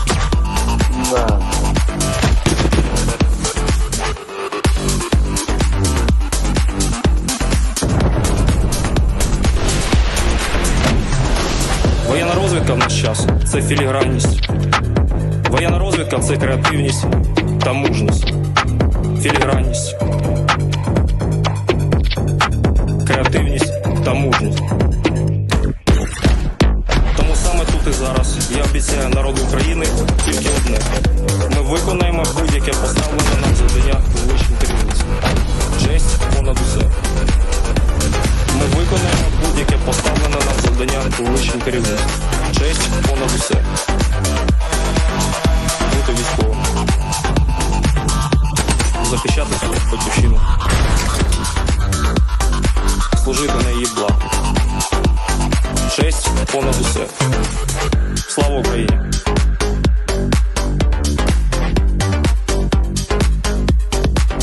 Слава Україні! Yeah, happy Military Intelligence Day. I came just in time when the video finished, so it took me 2 minutes and 23 seconds. Wow, that's a lot. Thank you for staying here, guys. And yes. Oh, and guess what? I hope you liked this music video. I liked this song, actually, and I liked the Kirill Budanov quotes, right? So, I guess that's it for today. No one is sending more donations, but it's totally fine. We raised an impressive $1,066.29. So you guys are amazing. Thank you very much for your donations. If anyone, just in case, willing to send the last donation for the car for my friend El Greco, this will be very appreciated, both by me and him. He is actually usually visiting the streams when he can, when his service allows him, because, you know, on the front line, you don't have much time for that. But he was visiting the stream 2 weeks ago, I guess. Great video, Rick. What's the link? Actually, I'm not sure that it is on YouTube, but it should be on the military intelligence page. Let's go there. Let's check. So, Головне управління розвідки in Ukrainian. Управління, no, not pension.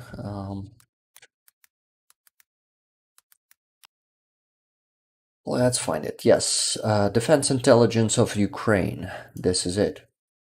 Awesome. So where is the music video? Is it here? I'm not sure that... Oh, Fight for Freedom? Is it? Oh yeah, guys, and of course the famous and like congratulations with Military Intelligence Day by Kirill Budanov. Do you remember this one?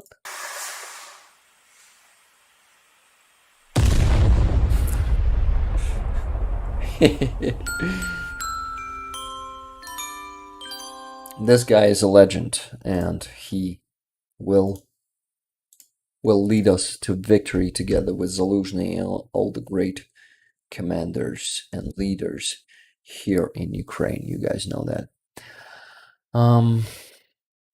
Okay, so The song is also there. I've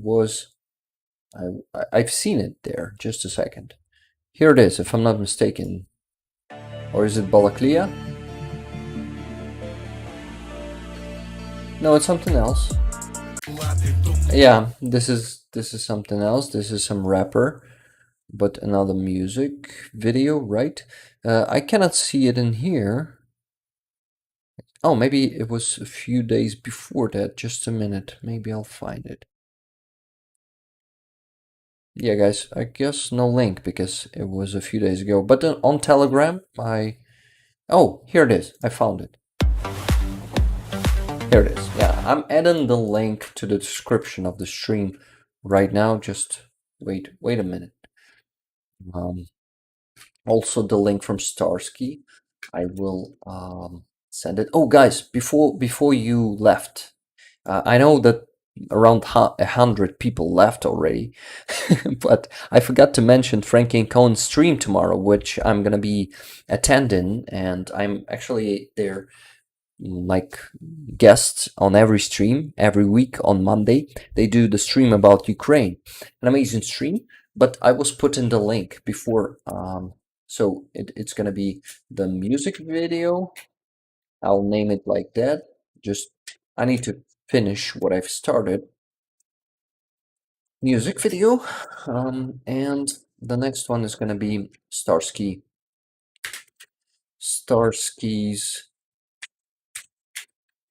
video about Odessa. Yes. I'm gonna send this one to myself real quick from one messenger to another.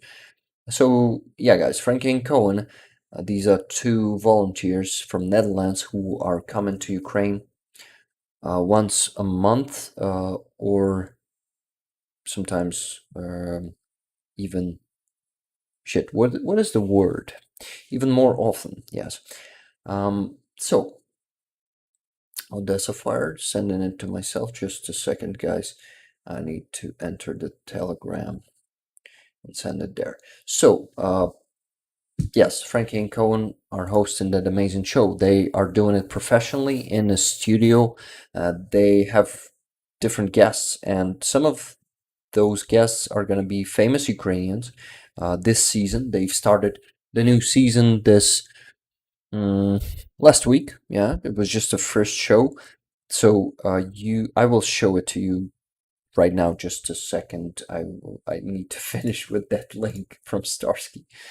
Here is the link, Odessa. Yeah, you see the vet there. Copy link, and I need to paste it in here. Yes, it's all in the description now, guys. I've updated it. So Franky Coen stream tomorrow. I need to add the link right now because Franky was sending me the link and I haven't added yet. So I need to do it also. And just like that, I'm sending it to myself.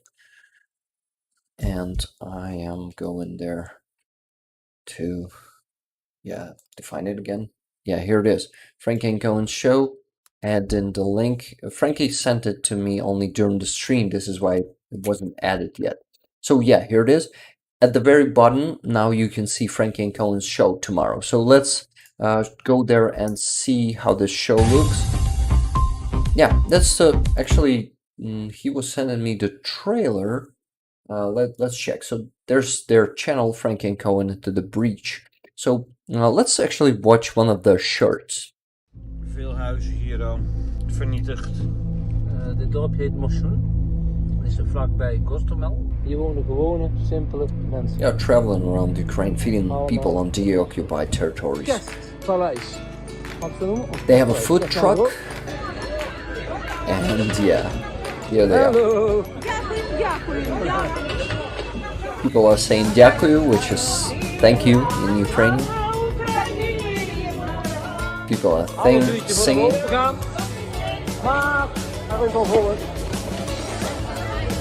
They are bringing joy to people. They make them smile. They make them full in terms of food. You know, their stomachs full. Some Ukrainian babushkas tasting that. Love those guys. They're very kind, and so they are doing these live shows. Oh, the link has appeared here too. You see, episode 2. So episode 1 was like this. They are in the studio. Here's Coen, and yeah, Yes. and that's Franky. Yeah, the 20 If you can June see we him. left in the morning. Oh, I'm not showing it to you, or what? Yeah, it's a different browser. Sorry, guys. Oh my god. That shit happens here on this stream because, yeah, I'm alone, not the whole team like the shills, and so many tasks to do. But yeah, I'm showing it to you now. Just a second, guys. Oh, and I've shown you that shirt without the video, right? So it was a major fuck up, but it's totally fine. I'm a human, and and yes, that happens. So there's a stream. Let's watch. Here's Franky. Now you see it. Yes. Here's Franky, and yeah, they were actually amongst those people in Kramatorsk when the rocket hit the restaurant. They were sitting in that restaurant, so they experienced the rocket strike themselves. Those guys are legends, to be honest. Here's Alena, the Ukrainian reporter, who is actually helping them to get exclusive material. She is making reports for them and actually reporting from Ukraine. Here's their friend and co-host Eric, and their guests. For example, first time last week, there was a guest. Just a second. Her name is Carola Martins. She is helping the Ukrainian kids there in Netherlands, and she was telling us how it is for those kids to be here, to be there in Netherlands, and how some of them were sent back to Ukraine. Very interesting. You can also watch the recording of this one. It went pretty well. I like this one. Very interesting topics, and I visit them. I visit them there too, you see. Far away from the window, believe me. The sound is not good. My I just sound have a is not question good. for you, Rick. If you would have a child, let's say 15, 16 years old, and he wanted to study in, let's say, Zaporozhye, would you let him to go to Zaporozhye? I don't think so, but I must say situations are different. The economic situation of any family is very different, and some people cannot afford to move, and they want to stay in their homes also, even if. So yeah, that's the stream. That's how it looks. I like to be there, and I want you guys to know about it too, and come to the stream tomorrow. So Ukrainian time is 9 p.m. So today's time plus 1 hour and a half. I usually start at 7:30, and guys are starting at 9 p.m. I know that a lot of you guys discovered them already, and you thank me for that, and I'm really happy that you like their show and that you like to be there. Guys, I just received another donation, so we are getting even closer to to what? So oh wow, that's a big comment. Thank you. Hi Rick, thank you for your work. This money is for a car for El Greco. I hope your channel continues to grow so you can do even more fundraising. Slava Ukraini, Героям слава. Mark, California Oblast. So Mark, thank you very much for $20. El Greco appreciates that a lot, and me too. So Peitzai sent 50 coffees. Thank you very much. Bought 50 coffees, to be precise. Thank you very much. I appreciate it a lot. Towards El Greco, sister bought 10 coffees. Thank you, sister. 15 coffees from your auntie. Love Starsky and Zolkin. Thanks for your help, Rick. Thank you guys for your help. Thank you for these coffees, for the generous amounts of them. They will definitely help me and Kitty, and you guys are also very generous with donations. for El Greco. And for Helena, thank you very much. We should proceed to redirecting those money. I'm happy that I didn't forget to mention Franky Coen's stream. So guys, will I see you tomorrow? I see 300 people here on stream at the moment. How many likes, by the way? Did we get to 700? Let me check. Wow, 710 guys. It's impressive. Thank you very much. Please also, it's very important, comment the stream after it ends. This helps with engagement. It helps to show it to more people. I will be very grateful. 7 words is are very appreciated. Ozzy T, who's the legend supporter here and on most of Ukrainian channels, told us that 7 words is very appreciated. It will be recognized by algorithm, and anything less than that will probably be not noticed.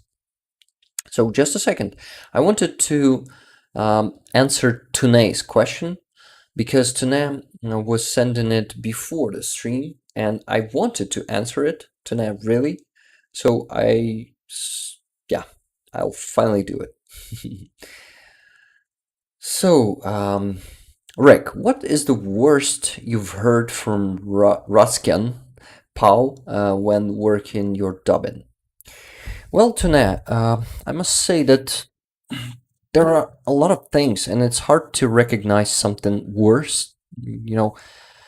Everything is very bad, and they talk shit. But I guess the worst thing in all of this is actually that they are calling themselves slaves. They admit that, and they are okay with that. That's the worst thing I've heard, that they are just saying, yeah, we're slaves. So what? They like it. And that's the worst thing.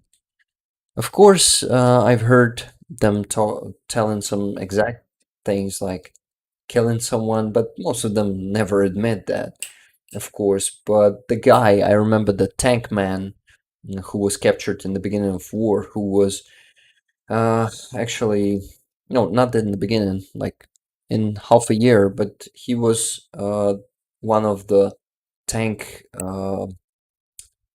Russians, not the drivers, that guy was shooting people in Mariupol. He was actually shooting houses there, and he admitted his crimes, and he was actually sure that people were there. So that's it. From Tracy Oceanfire 777, Merc referred, $27.77. Thank you very much, Tracy. It is very appreciated. Thank you very much for this donation. So yeah, donations are still coming, so we're exceeding the goal even more, and I'm very grateful to you for that, guys. Now let me tell you how much have we raised. So yeah, in total, it's $1,114.06. Great result. Maybe this is still not the end. Who knows? But yeah, I'll for sure. I need to finish the stream in 13 minutes maximum. Better even sooner. So yeah, Maria, were you messaging me there on Discord? I guess you haven't, right?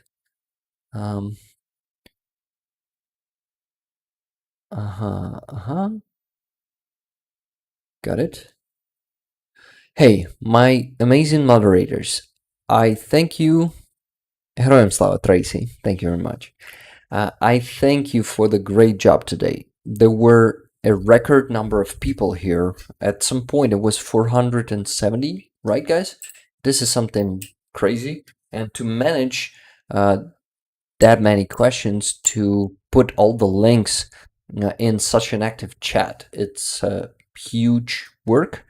And I'm so grateful to all of you guys. Anhil, Armand, Tene, Charlie, were you there today helping? Thank you, Charlie. Anyway, and Sakai, if you were there today too, I thank you too. Thank you guys for the great moderation, for the great job. You're amazing, and I'm happy to have you in my community and as my helpers, amazing helpers. Thank you guys. I appreciate it a lot. I owe you, definitely.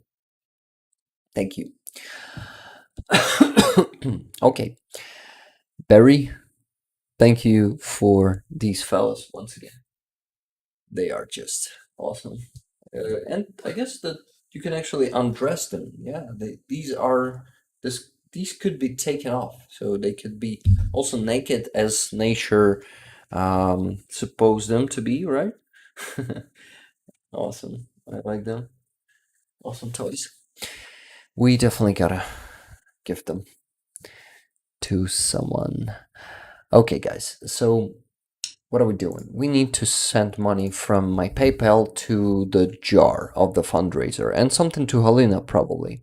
Right, guys?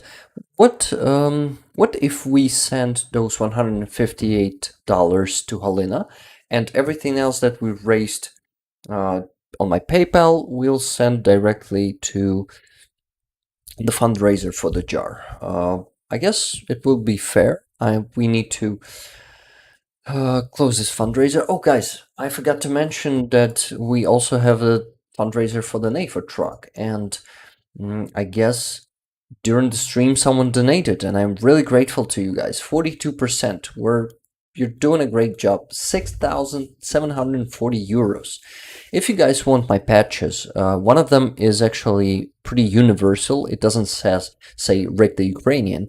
So if you're still not a fan of Rick the Ukrainian, you can get the HIMARS patch. Look how badass it is. I am the fan of retro wave style, and this is why it is pink and violet and yellow, and this is the gamma of colors I love. So if you're willing to get a patch, donation from 100 euro will be the case, yes. And if you want 2 patches, 200 euro donation, and you'll have 2 patches. So you guys can do it directly by the link, and if for some reason this link doesn't work for you, you can also send 100 euros to or 2 or any sum you want. Actually, it can be any sum. It can be $1, but it will bring us to cause faster, you know. So in case you're interested in getting patches or just donating, you can, but you cannot do it with a link. The link is in the description, and amazing moderators will send in it to the chat time to time. So you can send it to my PayPal, and I will contact you. No, you would need to also contact me on Discord, as we have done with Silver Earth. I've ordered patches for her and donated on behalf. And for Cinnamon, I've done the same. By the way, Cinnamon, if you're listening to me now, you haven't answered me if they confirmed your order and sent you the form to fill. I am really curious. Thank you for the stream. Someone bought 5 coffees. Thank you very much. It is just someone. It doesn't say the name. So thank you very much, someone, for 5 coffees. So what was I talking about? I was talking about that fundraiser for the NAFO truck. We're raising money for, this truck will go for the Special Assault Unit who actually recorded the video. Let's watch it. We are Assault Special Unit for fast evacuation of the wounded and pick up ammunition. We need pickup truck. We ask Rick the Ukrainian and Charity Found Synchronize Sniffing Brigade to help us. Glory to Ukraine. You guys all know the name of this unit, but they asked not to disclose it. So this time it's just an anonymous unit who are from Special Forces. This is why they asked not to say their names. Okay, so Tune, I hope you are satisfied with my answer to your question about the the worst thing I've heard from those prisoners. Okay, I need to get to PayPal already because time's running out and it's really late here. It's half past 11 p.m. here, so only 30 minutes to midnight, and I still need some stuff to do. Have some stuff to do. And I need to rest also because tomorrow is going to be a hard working day, and I'm lately days there been also pretty hard. Just guys, you know how hard life could be sometimes when everything is getting on you at the same time. Like everyone starts to, everything starts to fall apart, it seems, but I really hope that I will get through this, and I'm sure that it will be better. As they say, the darkest hour is just before the dawn, right? So let's hope it's the darkest hour already, and it still won't be getting worse. Okay, so anyway, every crisis is the opportunity for growth, right? To grow and to get some shit. I forgot the word. Get something from these crises to become stronger, to become better, to manage with those crises in the future easier. Yes, to deal with them easier, not to manage with them, to manage them. Okay, guys, so all the links for Fundraiser and my PayPal will be in the description. If you're watching this in recording for 4 hours already, you can still donate. All the donations will be mentioned on the next stream and redirected to the Fundraiser jar. If you're sending them not directly to the jar, but to my PayPal. So my PayPal, I need to transfer money right away. So first donation is gonna be $614.06. This is the first part. Sending it to my card. It's gonna be 22,000 hryvnias. Just give me 22,455 hryvnias. So yeah, guys, that's how it works. If you're new to the stream, you will see how it works. I put it in here, so that's the fundraiser. You see car for El Greco, pick up for El Greco group from the 15th Mobile Border Guard Brigade, Steel Border. I then press this button, MonoPay. I scan this QR code. That's how easy it is in Ukraine, guys. It's another word about services here in Ukraine, how it's easy to donate. So it opens my Monobank app, which is number one Ukrainian bank. I put a comment from Rick, the Ukrainians community. Slava Ukraini. Yes. And I'm sending it, and you will see the progress bar updating right here. You see, it just updated. It's been 68,000, now it's 91,000, so 36%. Great job, guys. So it was first half of the money we raised, and the second half is gonna be $500. I'm sending it to, sending it here. No, not this. Rick, what are you doing? $500. I'm sending it to my card. It's going to be 18,284 hryvnias. 18,284 hryvnias. Yes, transferring it to my card first.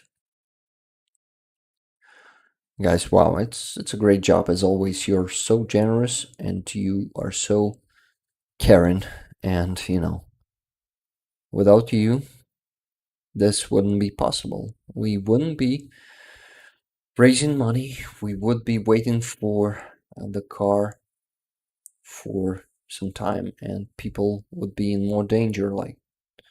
Soldiers there would be in more danger, and you actually help to save their lives, to make them safer.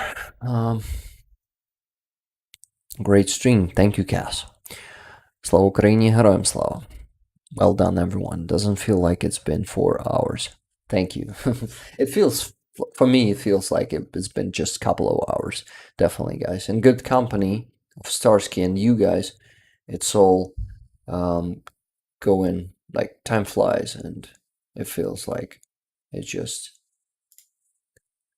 Okay, have I scanned anything here yet? No, I haven't. Scanning? Didn't I finish the sentence there?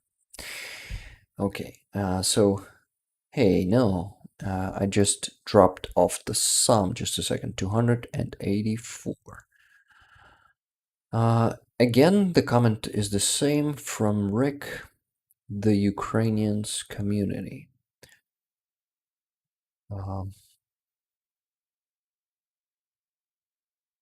We'll get you that car. Hold on. Hold on. El Greco is my dear friend who went to war at the first day of full-scale invasion.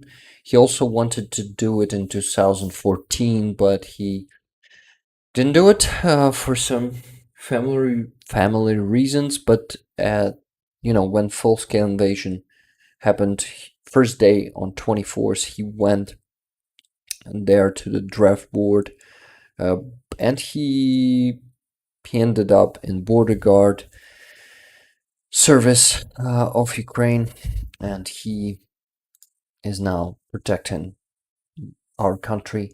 And you see that progress bar just updated 109,641 hryvnias, guys. Impressive. 43%. I was checking the prices of cars, and unfortunately what? Unfortunately, the prices could be higher, so maybe, I'm not sure, but maybe we'll need to extend the goal of this fundraiser. So yeah, maybe 300,000, who knows? We'll see. We'll see if we'll have enough money for a decent car, at least the one that's not 20 years old and it's not gonna break in just a couple of days when we'll deliver it to El Greco. So yeah, guys, we'll definitely get that, because you guys are amazing. The result speaks for itself. In just 2 streams, we raised 100 and almost 10,000 hryvnias. It's an impressive sum of money. Let me check how much is it. 109,000. Okay, so I need to divide it. So it's $3,000, guys. It's crazy. It's very, very generous and kind of you. Thank you. Thank you for making this difference. Thank you for all the gifted memberships today, all the coffees. This is very generous. It helps me a lot. It helps me to get through some crises. I see words of support there and words of gratitude there in the chat, but most of all, I'm grateful to you guys, because yes, I gathered you, as Silver Earth just said, but I am, you're the ones who are doing the job and making it happen in, in terms, at least in terms, or at most in terms of fundraisers. You guys, without you, it won't be possible, and I'm happy, so happy to have you, and I'm blessed to have you. Thank you, guys. Caitlin T, thank you for, you're doing a great work. Rick, we need to finish the stream because it's too late already. It was an amazing stream. I see you tomorrow on Franky Coen stream. Please come. If you haven't been there yet, please come there and give them a chance. They're amazing guys. They're doing a great service to Ukraine, to Ukrainian people, and they are making a difference. So, yes, and I'm happy to be a part of their show. Okay, this is it. We need to finish for today. Do you see how tired I am at the moment? How my eyes are almost closed? But yes, that's almost 2,500 in English money, says AJ Lohinska. Yes, an impressive amount of money in 2 streams. So in 3 or 4 streams, we'll get money for El Greco's car and we'll proceed to the next fundraiser. Because I have many requests, but I asked them to wait because we can do just one at a time, or maybe plus one small fundraiser, like if it's just a few tens of thousands hryvnias, but big fundraisers, there are standing in line, another one for 200,000 hryvnias and another one for another few 100,000. So yeah, guys, it's a huge work ahead of us. I'm getting really tired sometimes, but I am dedicated and I am, I know what's at stake and I will never fucking stop. Just maybe if I will be killed by Russians by some missile or Shahid drone, then only I'll stop. But I'm dedicated to help my country win. And thanks to you guys, I'm able to do it. So I love you all. We will win. You keep sending those messages in the chat. I will read them. Some of them when I'll press the end stream button. But thank you guys. I need to go now. I'm so happy with all of you guys, and these amazing fellas are just. I was happy to get them. Thank you guys. Love you all. See you next week, and Slava Ukraini.